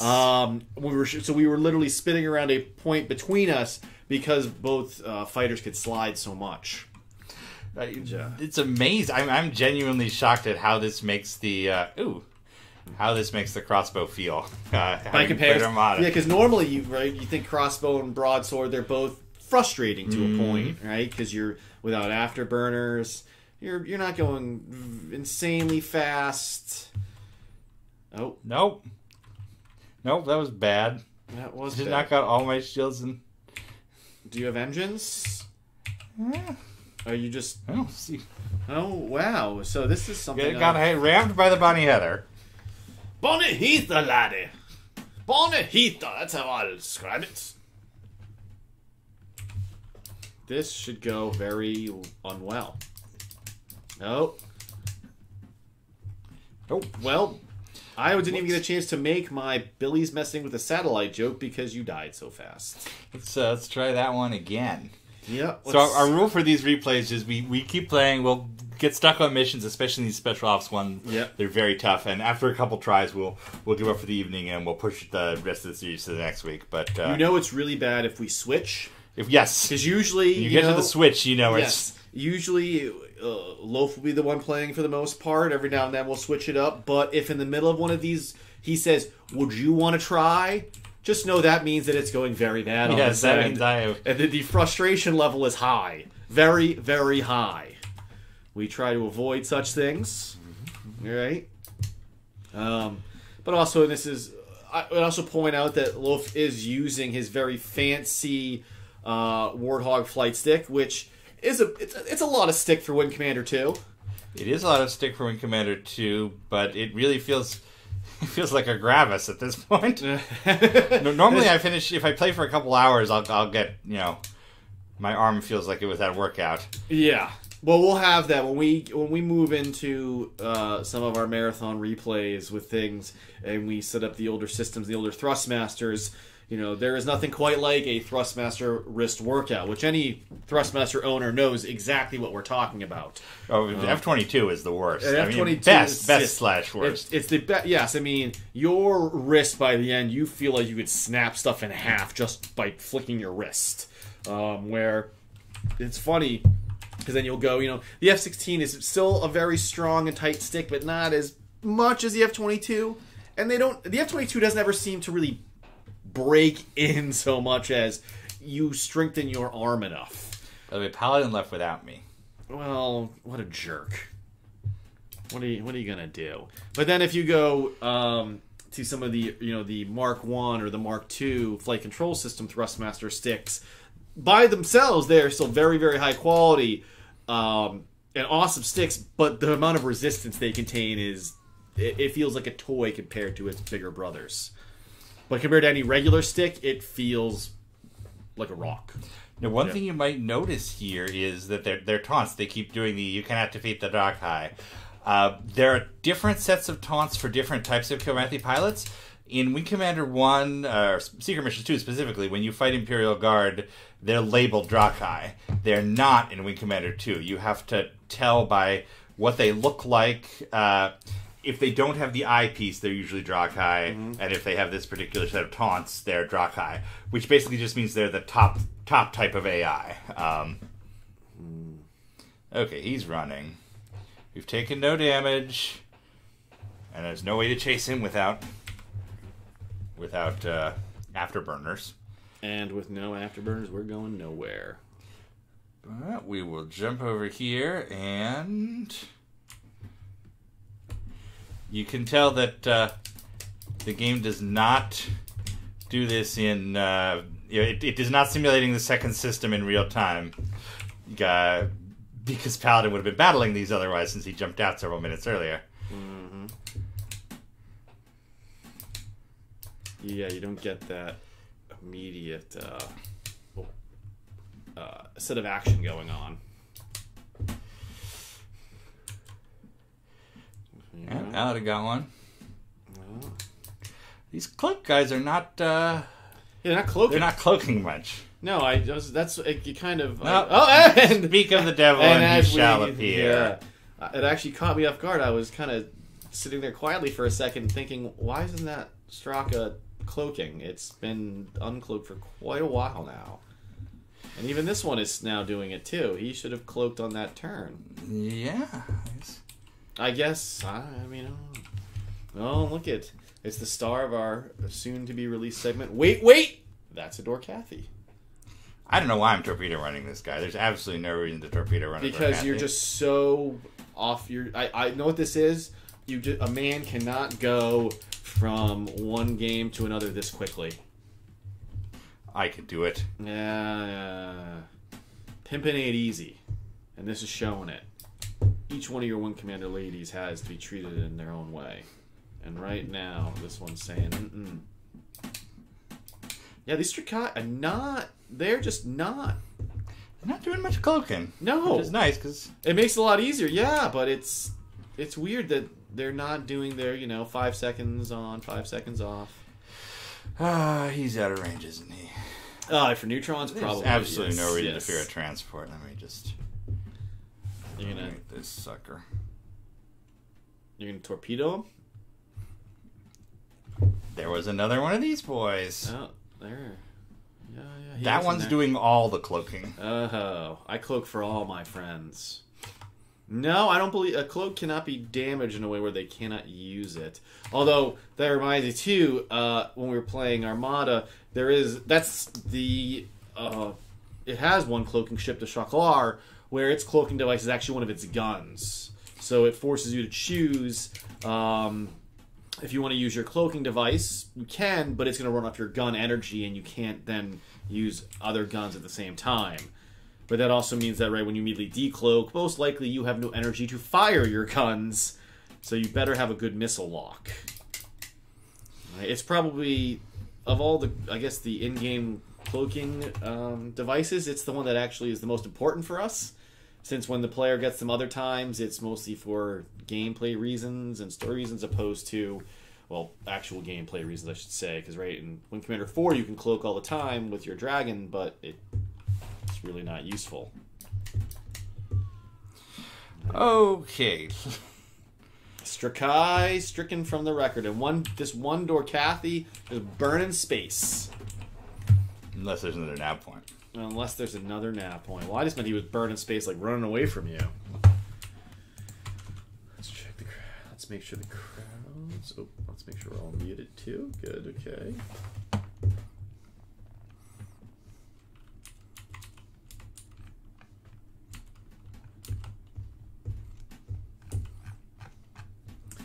Yeah, I would agree that the cloaking device is typically more of a plot thing. It's more one of those things that you think is amazingly awesome until you get it, and then there's not... There you go. There we go. Dorcathy gone. It shows up in the Wing Commander 2 intro is explaining why the Tiger's Claw was destroyed. By the way, I have exception 13 was an exception 13 error in my... Yeah, I saw that and was thinking, what is that purple string on his armor and shield display? That's different. Yeah, my computer system is registering like a typical DOS error. Oh boy, that's great. Crossbow runs on DOS. This is just like This is like our ICBM silos that still run on 5 1/4 discs. I've seen that buried in the files before, but I've never seen it actually generate in the game. I think this is a moment to Savar right now, is that we have appeased the Wing Commander gods in odd ways that they're showing us strange things.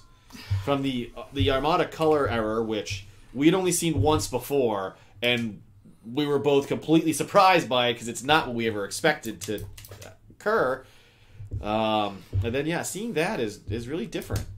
I wonder if DOSBox is just angry at us today for some reason. No, there has to be something that's intentionally triggered, because it's a graphic that's in the package for the ships.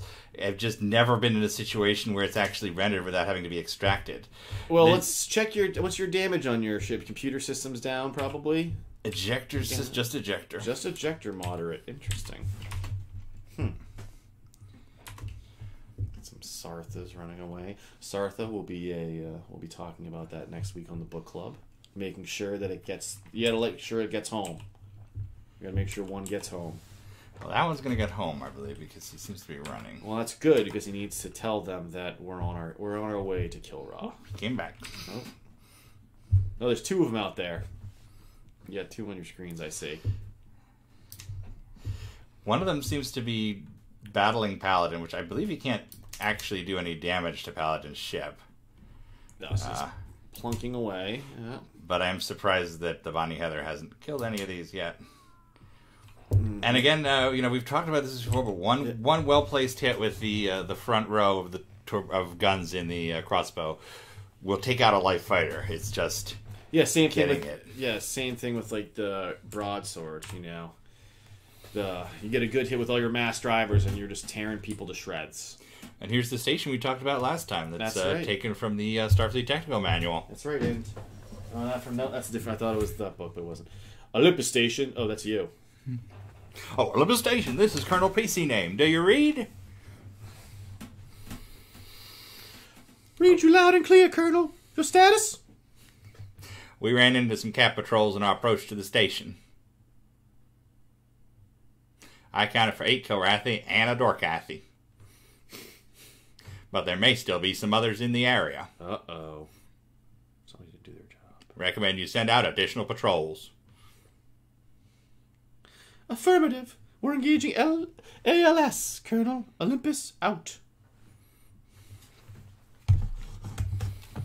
And so these add-on discs were essentially made for no money at all. They had to reuse resources, basically take all the design elements and stuff from the previous game, from the source game, mix it up, and then make it something new and compelling, which they do. Mm-hmm.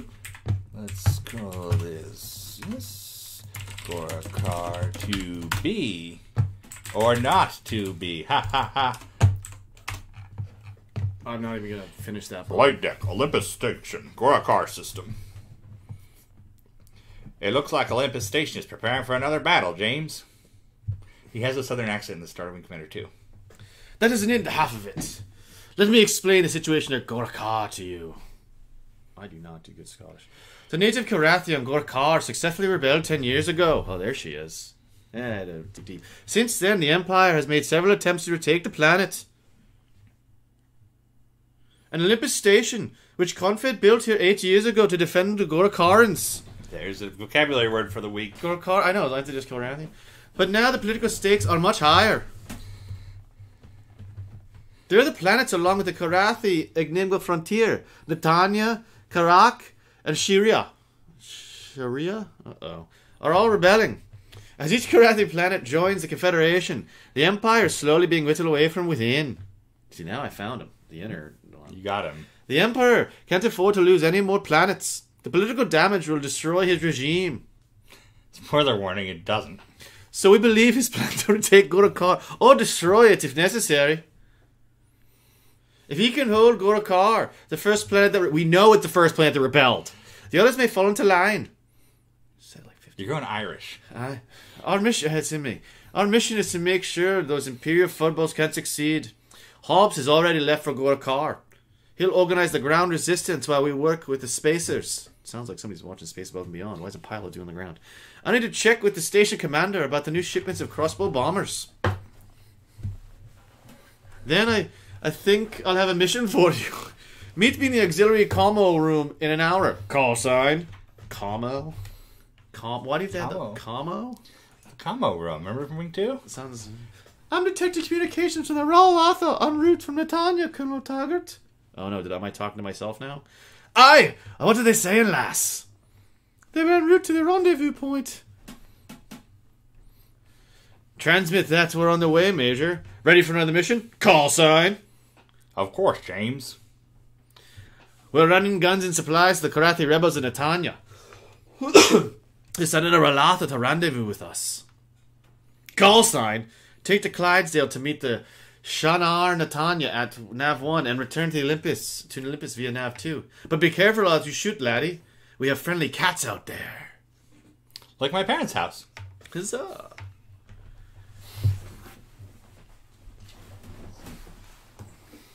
So it's another traditional Wing Commander design element. We're going to take some enemy ships and change them so we fly with them, just to create mission variety.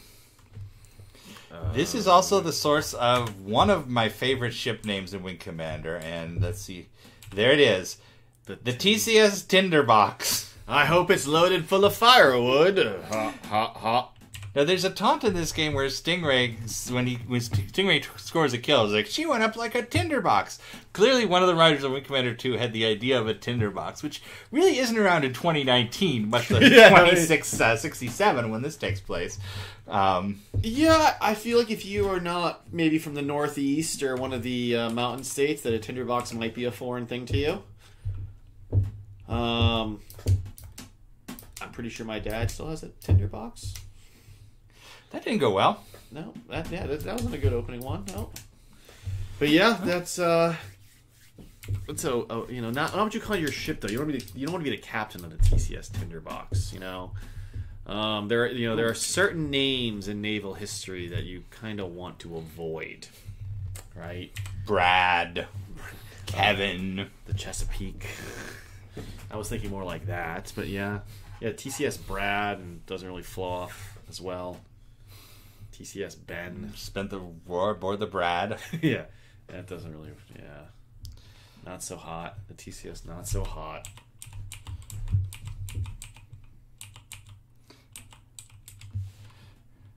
What are you checking out? Yeah, by the way, sending me to an escort mission in a bomber is not one of America's best ideas. Don't you remember the missions when the B-17s would escort the P-47s all the way to Berlin and back? Right? Now, didn't they have gunnery B-17s? They were just loaded with...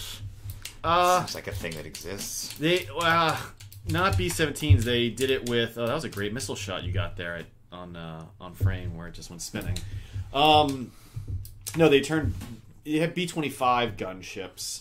B-17s were too big and lacked maneuverability. But what you're thinking of are strafers, where what they would do is take a B-25 Mitchell and they would then jam as many 50 cals as they could into the nose. I believe by the end they had 8 50 cals, so 4 on each side of the nose. By the way, please note my flight discipline there. I didn't go after those fighters. They ran away, and I didn't want to intercept them. Oh, because you've learned. I learned from the novel and run, as we will all learn. That's next right. We learned last time. We learned last time about Lone Wolf. Yep, and I'm blanking the poor gentleman Rodriguez. Mm-hmm. Or no, is it Jim Conklin? No, Rodriguez was... Oh, no, Jim Conklin is... Yeah, you're right. Rodriguez was the first one. Rodriguez is the one who dies, yes, in the first three. Then Jim Conklin and his gunner. Char Natanya, this is Colonel P.C. Name of Olympus Station. Drifting through space. Captain Narrakra wants to speak with you, sir. Hold on this channel. I didn't know if that was you or me. Affirmative on that, Char Natanya. That was a new character. Oh, okay. We send you greetings, Colonel. Did you bring our supplies? Yes, the Clydesdale tanker will jump back with you to the Tanya. Somebody's girlfriend was named Excellent. Tanya. If you will escort us in the Clydesdale to the jump point, we must get those supplies to the Tanya station very quickly.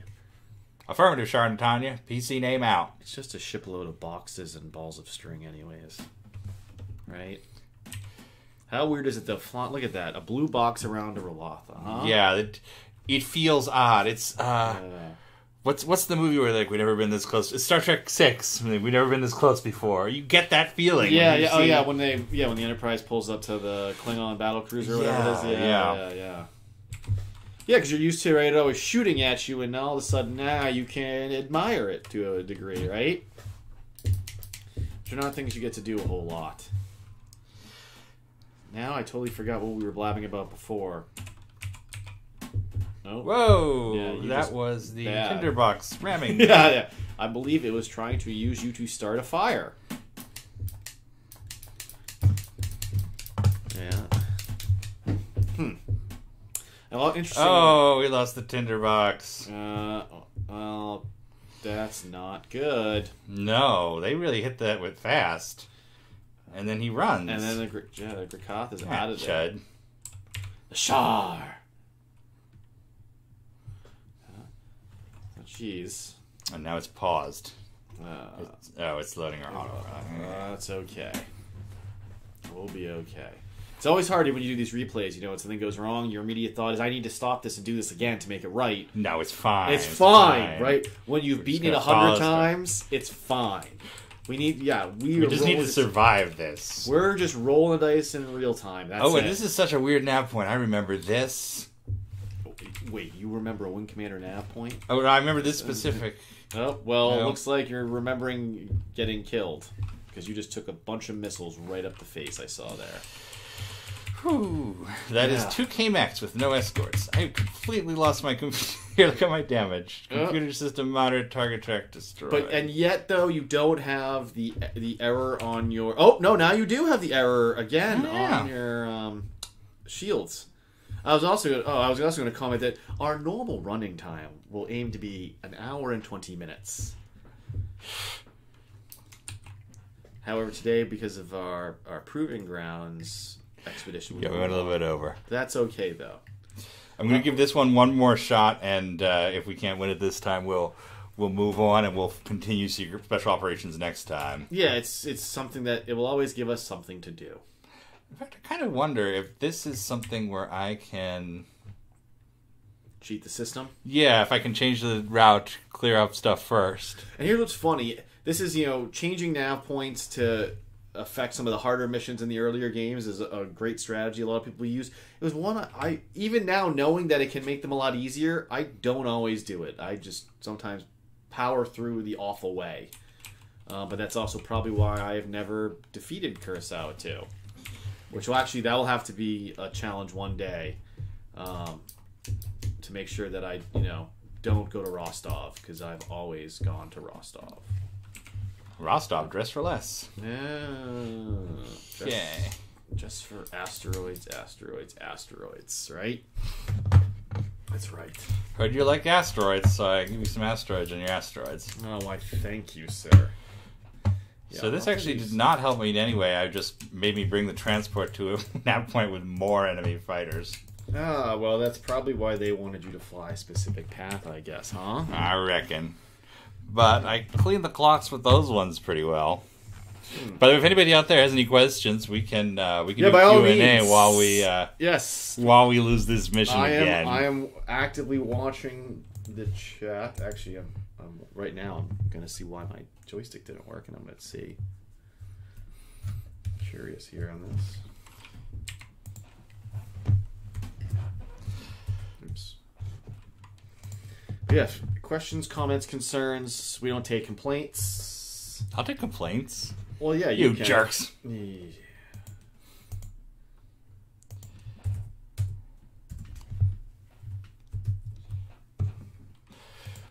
I've noticed that you have these load times in Special Operations 1 sometimes that are quite... they're not what you'd expect. But for some reason, individual navs load very slowly sometimes. I did notice that one on some of the screens, especially the autopilots. It was taking you a bit. That didn't seem...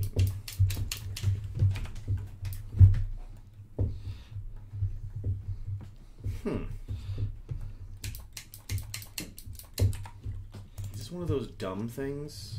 I think my thing might have been a dumb USB thing, like you were having the other day with our weird stuff. You guys aren't helping us here. We asked for questions, and you're all mesmerized by his flying. It's possible no one's watching this, but that's also fine. It's just us. We can finally admit all the terrible secrets we have. Blah blah blah blah blah blah blah blah blah blah. When will the Taurus challenge be? That will probably be... Set aside a weekend for that. Yeah, well, I think so. I mean, I don't know. I mean, I guess we could do a true March Madness and do maybe one a weekend or every other weekend or something like that. Just talking to my wife about that one. That's why I said it like that. We'll go talk to the Space Marshal and she'll let us know. I think this thing is... Something has gone insanely stupid. Your Armada? Yeah, I just wanted to double check where we're sitting here, and I'm convinced that it has gone fully stupid. This is one of those things that I think is going to require much more investigation I wonder if somewhere in my DOS box config something is weird because it's not recognized. Yeah, probably just give it a reinstall from the GOG source. Yeah, I'm thinking it's something else related to the USB not recognizing or something. We already saw this cutscene. Yeah, so we don't need to read that one. Skip that guy. Such a cool autopilot. A Rolotha and a Clydesdale and a me. And a crossbow. Yeah, it's not one you see all the time. I do not know how to test your feline for potential Kilrathi traits. I've not read up on that. I can tell you how the original precursor dust that will become the Flood was used on a dog-like creature for a long time by ancient humans, but I cannot tell you about modern cats. Alright. What also is this I noticed, the Rolotha seems to be using a lot of their normal weapons. Right? I don't think it's fired antimatter guns. I have not seen it fire antimatter guns. And I don't think its flak is firing either. Because there should be a lot more in space at this point, I would imagine. There should. Okay, he's running, and the ship has survived, but we're still going to face those K-Mechs, and they're going to kick our butts. Because you're the Shara. Shara.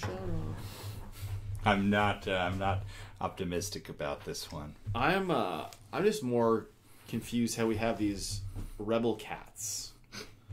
And why we never see them again. Yeah. Wing Commander obviously changes tone quite a bit between 2 and 3. That's one way. And we think of them very literally, one game then the other. But there's, this came out in early 1992. Wing Commander 3 came out at the end of 1994. So it's quite a distance between the two of them. Especially in that era when games were coming out at a bit faster rate. You would expect a game a year at that time. Yeah. Where now, we regularly see multi-year development times. And even with some series, one game is being shipped out the door and the next game is pre-production or in the very early stages of actual production. Yeah, I mean, these days a game can take 7 to 10 years for a AAA title. So here's a question that actually we'll be addressing soon enough, was how much time in game, so in universe, occurs... I'm just going to fix this board before whatever that unplugs is. So how much time occurs between the end of Special Operations and the beginning of Wing Commander 3? Very good question. So this takes place in early 2667. Wing Commander 3 takes place in fall 2669. And a lot happens in that span. A whole lot happens in that time. 2 entire novels worth of things, which, I think reading Fleet Action, where it provides, the story of those campaigns, I won't spoil it for anybody just yet, it helps kind of explain the starting point of Wing Commander 3, although how much was that considered by the actual game designers? None at all. None at all, I would say. So yeah, it's less than 2 years in terms of the game. Mm-hmm. There's some evidence that at the time they created Wing Commander 3, they intended it to be more. Mm-hmm. There are references to things as late as 2675 hidden in the game itself.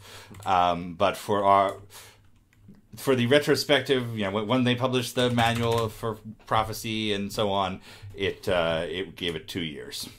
Which, as we get to some of the later novels we talk about, we'll see that causes some compression problems. Somewhat serious continuity errors. Yeah, I'm not sure how many times you and I have said, you know what?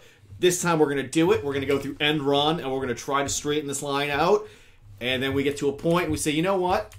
Never mind. Hey, look over there. Shiny other objects.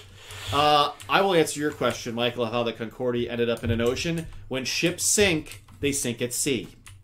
That's actually a very good question, though. No, you just leave my point as it was. I'm going to answer that question because that is the only thing that makes me happy in life is answering why that continuity questions. Why the Concordia ends up in the sea, in the ocean, in the mist. It was actually the Mistral Sea, so it's a sea. It was not an ocean. So if you look at the Armada Manual, Voices of War, one of the greatest pieces of Wing Commander literature of the 20th century. Yes, I love it. Oh, you're going to reference... Okay, yeah, it does reference a bit in there as to why. By the way, I think we just won this mission. Hey, sometimes when you're not paying attention, you get the most work done. Yeah. Once you don't feel the pressure anymore, it really works. Like I sank both K-Mex. Both of our ships jumped out. I'll call that a win, and hopefully so will Major Edmonds. Hey, that's right. Let's see what I say. There's a lot of dead time between things compared to other. That's this loading error that seems to happen with special operations specifically. I think it's because there's more mission information. I noticed it's when it's an odd mission, like there's a Confederate Alpha that seems to take... Colonel PC name, this is Major Edmund. Colonel Taggart requested a status report. I'll read those once as they come. All right. Both the Charnatanya and the Clydesdale jumped out okay. Not bad, Colonel. Really good, okay? Really good, lady. But this mission took you longer than expected. Oh, I didn't see what the last part of my line We'll discuss that after I've landed, Major. PC name out. Sounds like there is going to be a discussion. We don't have time for that, sir. That's what I was supposed to say. Yeah, well, are you talking back to a colonel? Apparently they've been watching Star Trek. Or Space Above Beyond. Welcome back, sir. So at the start of in the Wingfighter Armada manual. Back to the Concordia. The Concordia. It explains that the Concordia. Do we have one handy? We usually have one sitting somewhere. I think I put it away. Wait. Oh, it's not under there. No. No. Well, so the Concordia, after the Battle of Earth, it took a bunch of torpedo hits, and it's essentially. It's a junkier ship. It's been retired to, quote, safe sector patrols.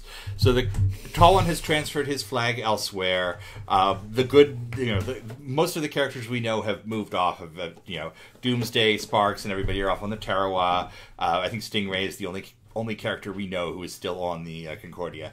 But it's been reassigned to safe sector patrols and basically just... no longer on the front lines. It's doing the job the Victory should be doing when the Victory is a front line.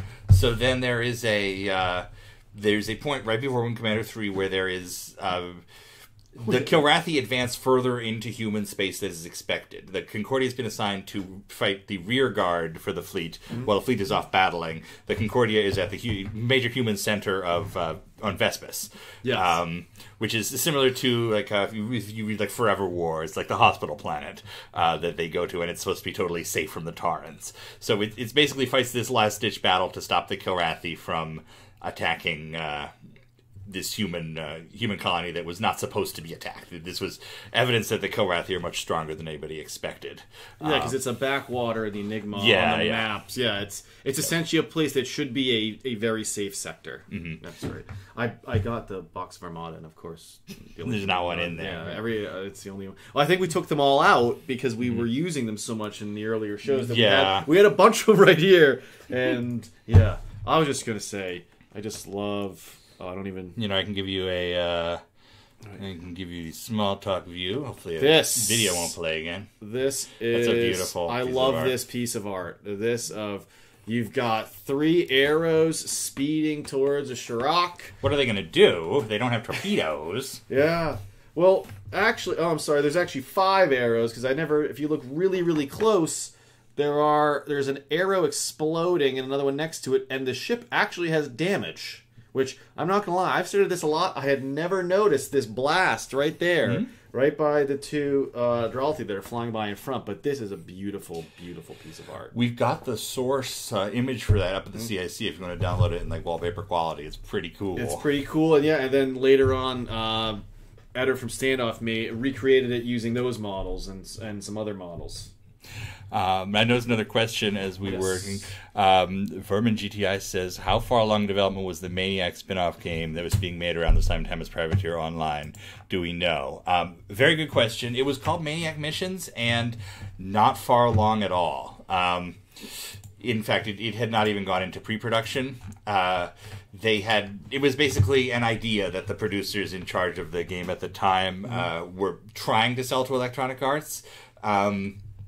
So they basically talked to Tom Wilson, do you want to come back as a star of a Wing Commander game? And he said tentatively yes. But he needs a paycheck. To my understanding, the idea was that it would take the Prophecy engine and build on that. The only actual work that was done on it was they happened to have an artist assigned who was working on the pitch. It didn't even get to the stage where they pitched it to executives of Electronic Arts, which was how things worked at Origin. You had to pitch to EA for the money. So it did not get to that stage. It did have one artist who worked on that to get to that point, and he built a cruiser ship that would have been used in the proposal had the proposal gotten to that stage. But other things got in the way, unfortunately. Yeah, those were the I don't even know how to. I don't want to say the word Twilight years, but in terms of the Wing Commander game production era, that was kind of our. There were a lot of there's a lot of shiny objects in the sky, and then they drifted away from you. And it would have been a good idea if they could have convinced.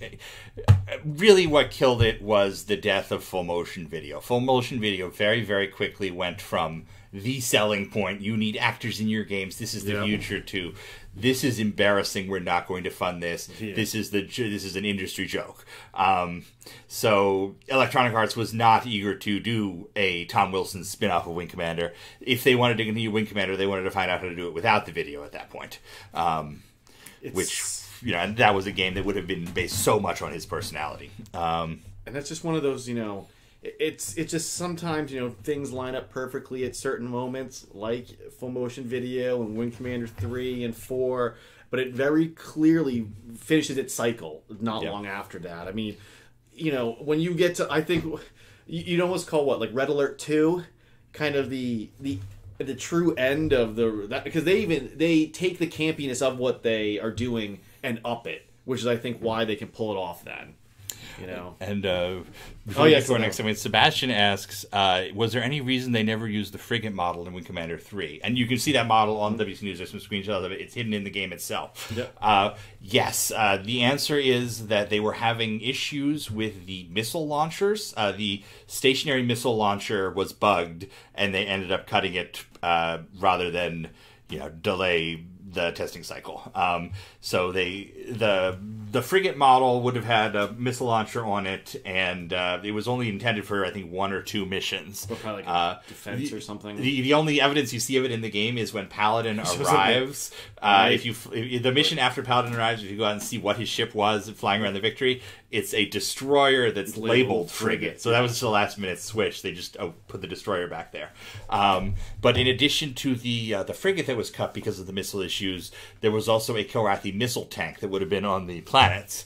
And as you saw in Wing Commander 4, they brought back the stationary missile launchers. They got them on the frigates. I believe they don't actually work on the frigates. They just disabled them. And then they have them on various missile bases on the planet, which you probably remember are a nightmare. Yeah. They never quite got that working. They are a little unpleasant, yeah. Especially when the missiles are then cranked up to 11. Right. And let's take this one more question just because it's so fun to answer questions. Sure. Giorgio says, do we have any idea why Privateer 2 is so much different than Privateer 1 and most of the other Wing Commander games? Yes. Privateer 2 started life as a game called Dark Side. It started development around the end of Wing Commander 3. Wing Commander 3 hadn't shipped yet, and at this time, everybody thought that full motion video was so cool. The game industry was wheelbarrows of money. Yeah, make a full motion video game. Make a full motion video game.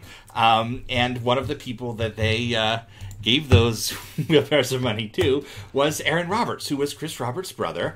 Yep. And he is Chris Roberts' brother. They still work together. Still there. Still brothers. So he was going to do he had worked on Wing Commander 1, Wing Strike Commander, Privateer, and he kind of had a well-deserved reputation as someone who got games to the finish line. So it was kind of a no-brainer to give him his own game in the same vein, but it was going to be something different. It wasn't Privateer. It was a game called Dark Side. It was going to take this international cast of actors and do a space flight game. It was initially going to use the Wing Commander 3 engine. They even built some of the ships for the Wing Commander 3 engine before switching to a universal engine called B-Render. So he went off to do this game called Dark Side, and that game was announced in March of '95 because they wanted to do a traditional Hollywood press junket. So they didn't have the game working yet, but they wanted to bring reporters to the set and treat them like Hollywood royalty. Here you can meet whoever actor it was. Christopher Walken, I think, was their big star. That's right. Remember how Christopher Walken's a very big thing now, even as a meme and everything else. But he was Wing Commander first, and they pulled out all the stops for this. They shot this at Pinewood Studio in the UK, which is that's where they shoot Star Wars and James Bond. James Bond, wasn't it in the same studio as Bond? I feel like same studio. So they were making this motion video game, and the idea at that time was it was going to be a Privateer E game, but it wasn't Privateer. Chris Roberts was working on another project at the same time as Wing Commander 4, which was Privateer 2. They had Tracy Hickman doing the script. They did all this pre-production. They had this amazing pitch at one point where they were going to do Wing Commander 4, Privateer 2, the other Privateer 2, at the same time, and a TV show that went between them. So you would literally start playing Privateer 2, and it would have your character, and he would interact with this other character who seemed like another lead. And then that guy would go off and do the TV show, and then a year later, Privateer 3 would come out, and it would finish the story of both the characters coming together. And that is insane, and they could never pull it off at the time. No, that is such a mid-90s thing. So cool. It's such a cool idea, and we still have not done any integrated storytelling that good. So, that'd be so hard to figure out, and man, especially with 90s technology, you're out of your minds. So Chris's Privateer got abandoned in favor of other things. They did an animated series for Wing Commander instead of the Privateer TV show. He went to work on the pre-pro for the movie, and he focused on Wing Commander 4 because EA wanted Wing Commander 4 out much earlier than anyone working on Wing Commander 4 wanted it to be out. And even we wanted it. That's true. So, so at that point, they said, okay, well, we've got this giant full motion video game that uses this gameplay. It uses a lot of the same people working on it. Let's adapt it to be called... they changed the name to The Darkening in there, by the way. It was when it was shot at Pinewood, it was called Darkside, and then it was The Darkening. And one of the reasons I think none of us noticed at the time because we just didn't care about a game called The Darkening. There would be previews in PC Gamer. The Darkening is coming soon, and we super hardcore Wing Commander fans, we weren't interested. It wasn't a Wing Commander game. It's just another space game. Don't care. So Electronic Arts did what is, people hate this. Some people hate this decision. Some people like it a lot. I'm on the latter camp. But they said, okay, we're going to make it Privateer The Darkening. Just to bring it into... people care about it essentially, and that worked because none of us cared about it before that. And then we all cared. You can accuse them of shady business practices all you want, but that worked. And contrary to popular belief, development was still going on when it was changed to Privateer The Darkening. So there was a fair amount of creative that went into knowing it was a Privateer game. The real bane of contention is that at it's either E3 or ECTS that year, Electronic Arts suddenly said, no, it's going to be Privateer 2. We've done the market research. That's what people want. And so it became Privateer 2 on the marketing side when it was pretty much done. When it was at best intended as a Privateer side game. So that's just a long, complicated history, but it's pretty interesting. And we can look at some stuff later from these games. We can look at some of the early concepts and different plans and stuff. Yeah, we'll come up with some segments that will look at that. No, now I'm telling you, now we have to your cargo bay. Okay, let's get it. My producer is keeping me on. That's right. Yes, I know what you're up to. So my job. The cargo bay. Yeah, the new cargo bay. We've got a new animation. Sometime, no sound. I gotta crack the Kilrathi whip every now and then. All right, so what has shown up at your front door? If you just tuned in this week, this is the part where we show off some of the cool stuff that we have added to the Wing Commander collection this week. Folks are always sending us stuff. I'm bidding stuff on eBay. There's always something interesting coming in the mail. And we've got a couple of items here. Almost every day. I come to his house every Tuesday and Thursday, and it's a strange day when I don't say, hey, there's something when I'm coming in or when I'm leaving later at night, and I'm like, somehow you got a late night Amazon pack. Now, this is something... This is one you were interested in. This is something check this out. So, growing up, I was a Thrustmaster man. Thrustmaster person myself. Yeah, and it's not really. Arch Nemesis was more CH products. Or not even that. That was kind of their distant care. But the other one was Suncom. And Suncom, right, where Thrustmaster, they take the F4 stick, the F16 stick, and the F22. What does Suncom go after? It goes after the F15, and this is an F15E Strike Eagle stick, where you notice right away. Yeah, I was going to tell you, Adam. Yeah, I don't need my. You seem comfortable, so I let you ride. No, my hair looks better like this. My hair always looks good. And where this, right, Thrustmaster 6, they have, the hats on top. This thing has a hat on top, right? It's got a giant lid up on hats on hats. Yeah, and it's got your standard hat and a bunch of different ones. And just like the Thrustmaster, it has each button has a bit of difference, so you can not so you don't have to look down, right? Hands on stick and throttle. And one of the Thrustmaster solid too, nice construction. Suncom, the company itself, was known at the time for joysticks, the traditional little plastic Apple II type joystick. They made a million different kinds. Thrustmaster came around in 1991, and they started making flight sticks, things that replicated actual F-16s aircraft.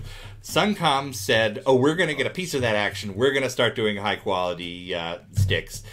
They put out this, which is called the F-15 Eagle, and F-15E Eagle, and this is a programmable stick that works just like the Thrustmaster FCLCS. It's programmable by the computer, so you plug this in, you have an executable you run in DOS, and you upload a profile to it. Yep. Unfortunately, for Suncom, what that ran afoul of was the fact that Thrustmaster had a patent on that particular process. So this joystick hit the markets, and it immediately incited the old Star Wars versus Star Trek, Phantom versus Phantom. So there were Suncom people and there were Thrustmaster people. Well, there was Suncom person and Thrustmaster crowd. And so, unfortunately, in addition to Thrustmaster people, there were Thrustmaster lawyers who sued and won or at least settled with Suncom. They took this off the market, and they never did a computer programmable stick again. They ended up taking some of the tooling for this, made a series of joysticks called the SRS, stick and throttle, that were externally programmable. So you literally use the outside of the joystick to set your shortcuts. But this was Suncom's one PC programmable stick, and it's pretty neat. I've never owned one before. I found one on eBay. They wanted like hundreds of dollars for it, so I watched it, and they finally ended up making an offer, so I got it on the cheap. And we're going to plug that into a 486 eventually and see what it was like. I was glad, though, that you didn't go for the extra for the throttle. So they never did a programmable throttle. I learned that as I studied. As the other ones? Yeah. I was afraid you'd get that. We don't want to be going too crazy here. Thrustmaster Mountain must remain. So my second artifact. These suction cups, I will not lie, they're pretty good. Yeah, it's really good at sucking. It's aggressive, yeah. It got stuck to the table a few times that I wasn't prepared for. I just set it down. So my eBay watch list for Computer Game Strategy Plus magazine has paid off again. I'm going to show that to the camera. This is... Trying to make sure we don't have a lot of glare. This is an interesting piece of Wing Commander marketing history. No, he just means we're talking about Command and Conquer. Yes, that's one of the things that's gonna kind of ruin the series from the marketing perspective. But we'll put this over here then. As part of the rollout of Wing Commander 4, Origin's crack PR guy, David Swafford, managed to sell not one, not two, but 4 different magazines on having cover stories on the game at the same time, which was quite a coup. I think it may still be like he's still proud of it. I've seen the glint in his eye when he talks about this. And as part of that agreement with the magazines, Origin had to render an original piece of art for each one. Sorry, I just had to show that right now. Origin had to render an original piece of art for each one. So if you look at these covers, I'm going to share. I set up a... There you go. All right, I'll save this. What are you going to show us? This is me in this era. Right? Game on a Power Mac. What's that like? And what do we have down here? Awesome. Great. Dark Forces. Marathon 2. That's right. That's all 7 of the games they had for the Power Mac. Ow! That came out... Still hurts, doesn't it? It still burns. So they rendered these 4 cutscenes, and I remember being a kid and thinking at the time, well, these aren't from the game. They're just cool scenes of the ships flying around and fighting. So here's Computer Game Review. This is the one we just got, Computer Game Strategy Plus. Mm-hmm. This is the one I think everybody has seen and wondered about, which is Dragon Fighters Outside of Destroyed Carrier. Yeah, the Lexington. That's not even close to anything in the game. Nope. And finally, Electronic Entertainment got Hellcats in a Carrier. I have that one somewhere. I think I have that one too. I think I'm missing the first one. This guy. Trying to find. Oh. So. They start off. Hey, let me. Yep. They start off with everybody's favorite Kilrathi. We're going to be talking about him in just a minute. Oh, Melik, what happened to you in those few short years? I also have this is from Walter Kim on the forums, a beautiful sealed copy of Privateer CD. We were talking about Aaron Roberts and how he would get games done. This was one of his. He made sure that the CD version happened, despite Electronic Arts canceling and uncanceling it multiple times a day during the last 2 weeks of development. And in fact, if you look at the back, you can see some of those screenshots we talked about earlier. The truck. The truck is right there. It's on the box. They promised us a truck. I want trucks. Hey, this is the if it wasn't for this, I would not have gotten it because I got my copy of Privateer Righteous Fire. I have the Privateer Righteous Fire Strike Commander split CD. Mm-hmm. And it came along with Armada. It came in when my father bought a Gateway 2000. He bought the game pack, and one of them included those 2 Wing Commander games, Strike Commander, Comanche.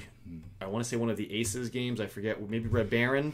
And then other stuff I don't remember at this point. The Gateway 2000 Flight Pack. One of those OEM dealies. Yeah. Yeah, I had that, the Flight Pack, and then another one that I can't recall at the moment. For our last one, it's in a tube, and we learned last time not to take a poster out of its tube, but this one's really fragile, so I have some pictures I'll show you. Let's not do that. So I was looking at Etsy. Etsy is it's supposed to be like handmade goods. My wife loves Etsy. It's weird, kooky stuff, but I keep a search for Wing Commander just in case something pops up. And that was when I found this. It has the coolest Christmas ornaments of all time. Hey, I almost used to look like that when I had hair. This is a giant picture of Matthew Lillard. Look at it. It's right over me. It's me, right over my face with the red shirt. Fiction spaceship, cool decor, wall hanger, chick cave, dorm room swag. Whoa. I would like to meet the lady with this poster up in her chick cave or dorm room. Dorm room. Wow. This was a tie-in for the Wing Commander movie. A company called Scorpio Posters did this, and a Freddie Prinze Jr. one. And they're supposed to be teen heartthrob posters that you would find at the music store at the mall. They have that kiosk of posters. Spencer's. Yeah. Or Fry's or whatever else no longer exists. Here, I got some close-up pictures of it from the listing. What'd you get the hair shot for? Really? What's the hair shot for? I just saved all the ones for the thing. It's got his. This is his actual. It's the art that's used on the nose of his fighter in the movie. You barely see it, if at all. And there's the poster store, poster company, and a rock. Yeah, it's holding it down. But the other part of this I wanted to share because I have the tube here, and these people shipped me this in not a poster tube, but a piece of PVC pipe with cool car stickers all over it. And we got some wrestling stickers too. I thought, it said Kane. At first, I thought that was Command and Conquer. No, that's somebody in. This was the most exciting package I ever received. Show them some exciting stickers. I don't even know how to appropriately display this sticker. Let's start at the top and. In answer to the question, yes, that is Maniac from the Wing Commander movie. Matthew Lillard. It's just got super teenage stickers. And that says the town I live in, and there's no name to it. Just a guy in a hat. Okay, that's weird. It's so 90s. It's Pogs. And then this one, you can tell, wrestling sticker, nice. You can tell this is Kane. And there's a truck, and that. That's straight up a piece of 1-inch PVC, and it's super wrapped in there. So that was the most exciting packaging I've ever seen. Yeah, it's a package and a defense item. You can protect your home with it. So we've got one more talking point before we close up for the night. We have a section that we call Gora Car Talk, where we take a question from the audience from the previous week, and then we do a little multimedia, answering of it. So let's go to our Gora Car Talk screen, which looks a lot like our other screen. It does. But it's got a question from Music Guru, which says, do you know the backstory of the creation of the Kilrathi? Which is a very interesting question, because a lot of people seem to think that they just sprung to life as space cats, and that's what they've always been, which is in fact not the case. They have a mix of stuff. Back in early 1990, when Chris was first putting together Wing Commander, he hired a writer named Jeff George to work out the fiction. Mm-hmm. And I guess their first project together was a game called Bad Blood, which was the other Chris Roberts game released earlier in 1990. And they created the world for that, and then they moved on to what was called Squadron at the time, which was going to become Wing Commander. There's kind of this creator myth that I think that over the last 20 or 30 years, the ability of people to interact more directly with creators of art have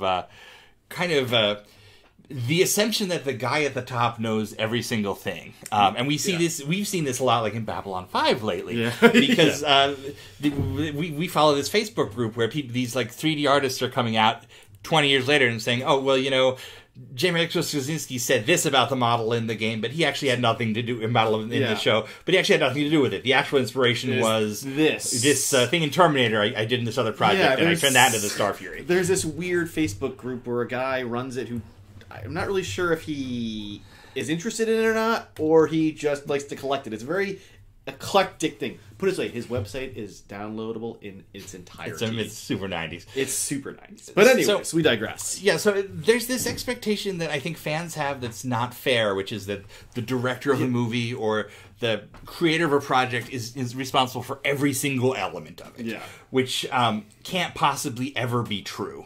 But I think, like, you think of Gene Roddenberry going out in the 70s and answering every fan question, every convention, as though he planned all these random things in the original series, kind of set us up for that.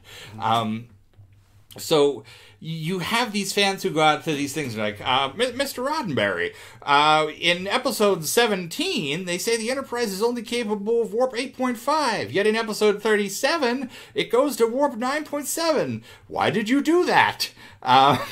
And either there will be an answer or the expectation that there could be an answer. Or you're going to invent the answer right there.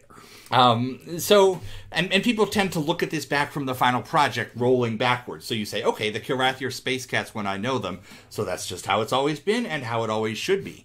But I think answering this question a little bit more literally will kind of explain why they changed so much over the years and why things like the movie version happened. To start to answer the question, in the original proposal, it's called the Squadron Doc, and you can find it at WC News. It's included with the GOG release. This is the 7-page, high-level, what are we going to create this game? And I will say this happened after the technical part. A lot of people think that game design is just like doing a movie, where you have a story and you figure out how to tell it. So much of the time, it is actually that you have a technology and you want to build on that. So Wing Commander started out as, we can make a game like this. This bitmap process works. Then we're going to hire a writer and put the story on top of it. But, sort of the first people going into it are thinking, this is an amazing technology and we're going to do amazing things with this. And here's our test bed. And the world came after that. Well, you should think about it. It's like a programmer programs, a plumber does as much as we often dip into other side things, we typically have a focus that we provide our expertise on that is then applied with others to build up systems. Right? This is something you love to talk about how Roberts builds systems. Mm-hmm. You put a box in there, and then these boxes, a brick is not a wall, but you have all of them, and suddenly you have this. I didn't mean to use a wall analogy. You have a wall that becomes your product. And honestly, this is almost less applicable to Chris Roberts than any other creative I've ever known, because he does have a finger in everything. But he doesn't have it in the way that fans of something expect, the same way Gene Roddenberry didn't, or George Lucas didn't. George Lucas doesn't know the names of all the Ewoks. He knows that there are Ewoks and that they represent this idea in the hero creation story. Yeah. So Wing Commander, the initial story idea was put together by Chris and a guy named Jeff George. Yep. And I'm just going to read off the first description of the Kilrathi, which is that the Kilrathi are a vaguely mammalian race from a planet several hundred light years from Sol. Before they encountered humanity, Kilrathi had never met a race capable of fashioning light technology. And then in the next version of the doc, the Kilrathi are then refined to be... Let me guess? Cats? No. Lizards. Mutants. Damn. The next description we get of the Kilrathi is that they are a race of mutants. The story for Wing Commander at this time also wasn't that it was good humans fighting evil space cats. It was supposed to be gray. The Confederation is the human empire, and they're battling these aliens, and the aliens are bad, but so is humanity, and you have to choose a side. It's much more of a privateer gray style world than what we've ultimately got.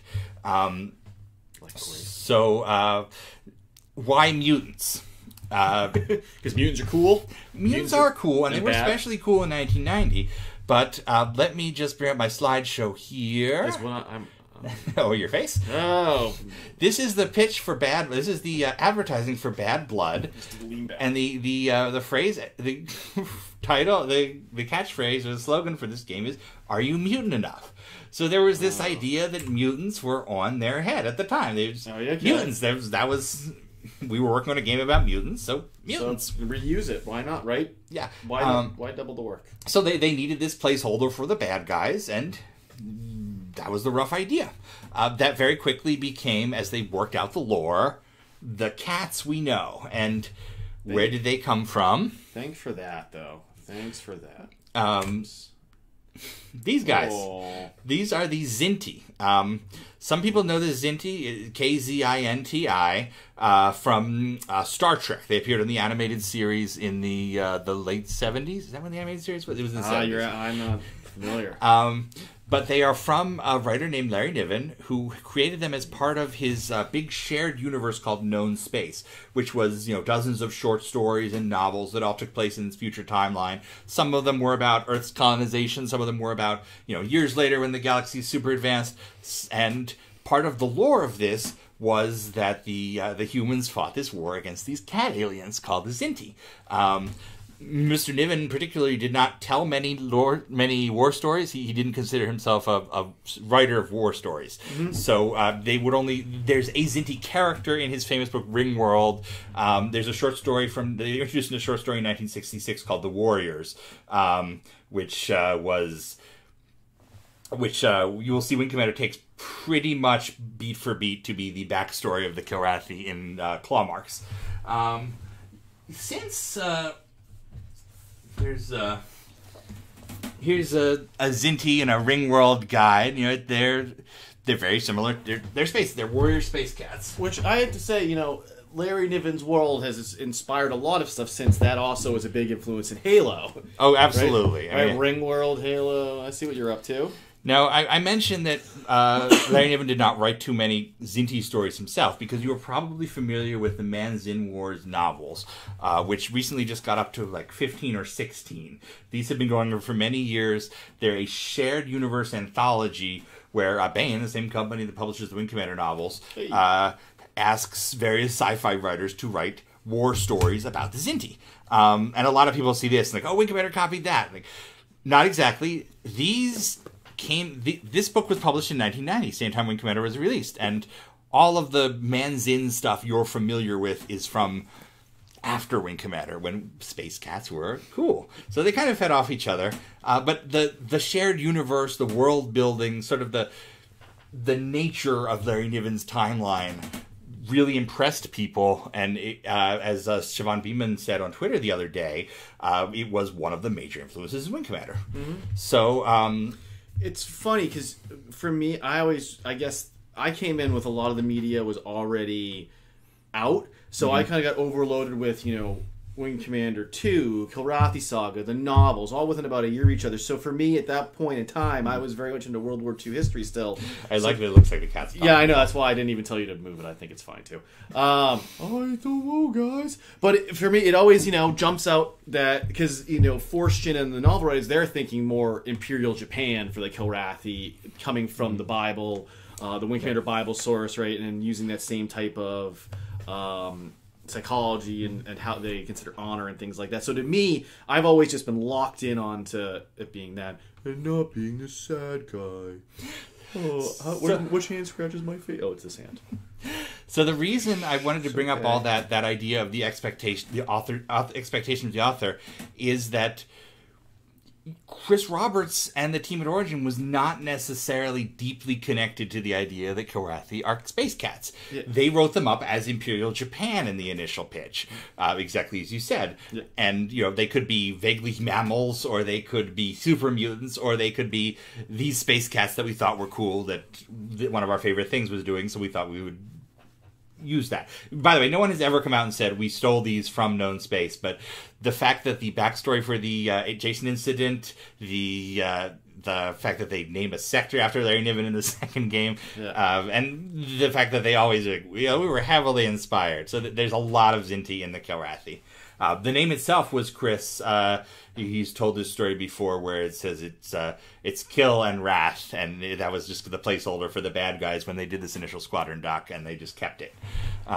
It's great how, we're like, how do you invent words like that? It's usually something ridiculous like that. So right? you have, do you know the original concept art for the Kilrathi as characters? Because if you think about it, the Kilrathi do not really appear in Wing Commander 1. You see them in tiny on the view screen, and you see them a couple pixels across in 2 or 3 cutscenes. And then you see them, the Ace's images and claw marks, and that's about exactly. it? Exactly. Yeah. Claw marks... Look at my fancy Claw face. marks is one of those things that we like to think it was for us, but so much of claw marks is artwork reappropriated. It was production artwork used for the manual because that was what was available. So these 4 shots of the Aces... Yes, look at me. ...are the original Kilrathi concept art that everything else is derived from. But as you see, you see them in little VDU screens. That's actually a Wing 2 Kilrathi. I'm angry. Oh, and you see them so tiny in the cutscenes. Yeah, you barely see little ear kind of things. It's not until Wing Commander 2, which had a very different creative group at the top, that we see Kilrathi characters, and they are super catty. This is somebody who is super into the idea of, they are great cats, but in space. Yeah. And we see that again. You got a tiny Trakath on your head. My Trakath is small. We all know about... actually, we won't know about Trakath until later about his problems. Once they got to Wing Commander 3...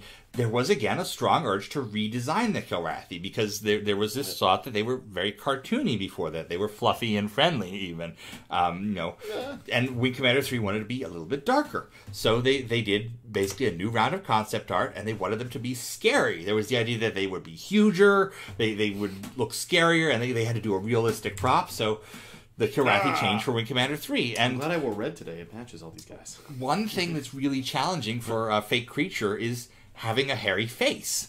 Yeah. It's very hard to make something believable and have a furry face. So they gave them these kind of ape muzzles, and they became less cat-like. These also, we see them at 640 by 480 super compressed 15 frames per second video. The actual props were not impressive, and there was thought that, they don't work with humans next to them. We're not going to do something different next time. So for Wing Commander 4... they tried again because they needed Melek. Melek was no longer... You couldn't just have a cut to another scene at the throne room and it's Kilrathi interacting. You had to have a human character and a Kilrathi in the same frame in every shot. So you needed a Kilrathi that seemed like it was more believable, that would work with a human. And the result was not the best. Not good. So... all that history speaks into why they were then redesigned for the movie. When they went in to develop the movie, they did all this beautiful concept art of the Kilrathi as, going back to the original, these monstrous creatures that were also samurai warriors. It's this traditional Japanese look. They're armored. Yeah, they're supposed to be scary and less cat-like. Again, there's not that... fans have the tie to the cats. the creators don't necessarily. Yep. So it's them. It's another vehicle for telling what they want to do. And this was a result of Fox. Chris wanted to do CGI, and Fox said no. You have to do practical effects, and that's what we got there. But the Kilrathi were redesigned one more time, which was for a failed attempt to revitalize the series. Artist named Marciano Diaz created this version that was working with Chris for a game that never happened. So, and that's trying to then, they got all the feedback from the movie. The fans want this, So this is the attempt to make them alien and cats and all this together. That's a weird midsection they got going on. It's like a 35-pack or something. It is. It's because the upper portion is clearly massive muscles, and then it turns into this like tree stalk of cage muscles. Oh my! So that is it for our. Wow. Now again, we promised last time that we would be shorter. I'm going to tell you right now. Let me go to our sign up page. I'm going to tell you right now. Next week, probably as long, because we're doing 4 huge chapters of End Run.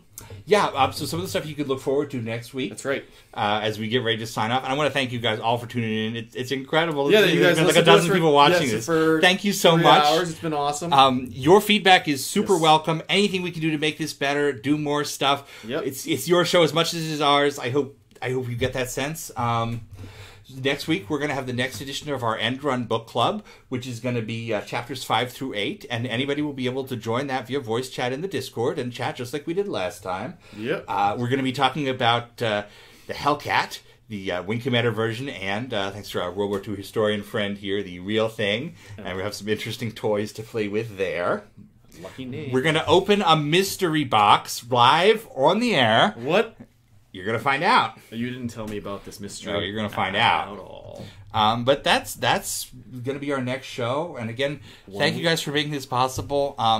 Gems. Gems are so cool. I use them in my everyday life. I use it to shine stuff. I would encourage anybody out there to pick up gems. Gems. Available in the Humboldt Quadrant. Yes. Stop by now. Sell high. This gag is great. Buy low. So that's it for our show. We're going to start the credits now, and we will see you out there. Adios. Hi, I'm Dr. Clyde Burrows from the Omnicron Institute. You saw a lot of ships picking power-ups in the Proving Ground tonight. This is called Space Rendezvous, and because of the complex physics involved, it's one of the most difficult things for real spacecraft to do. When NASA was first preparing to go to the moon, they needed to master this skill, and so made it one of the primary objectives of Project Gemini. The first ever space rendezvous happened in 1965 when Gemini 6 and 7 met in orbit. The first docking occurred the next year when Neil Armstrong commanded Gemini 8 to dock with a special target vehicle. See you on the next exciting episode of All Wings Considered.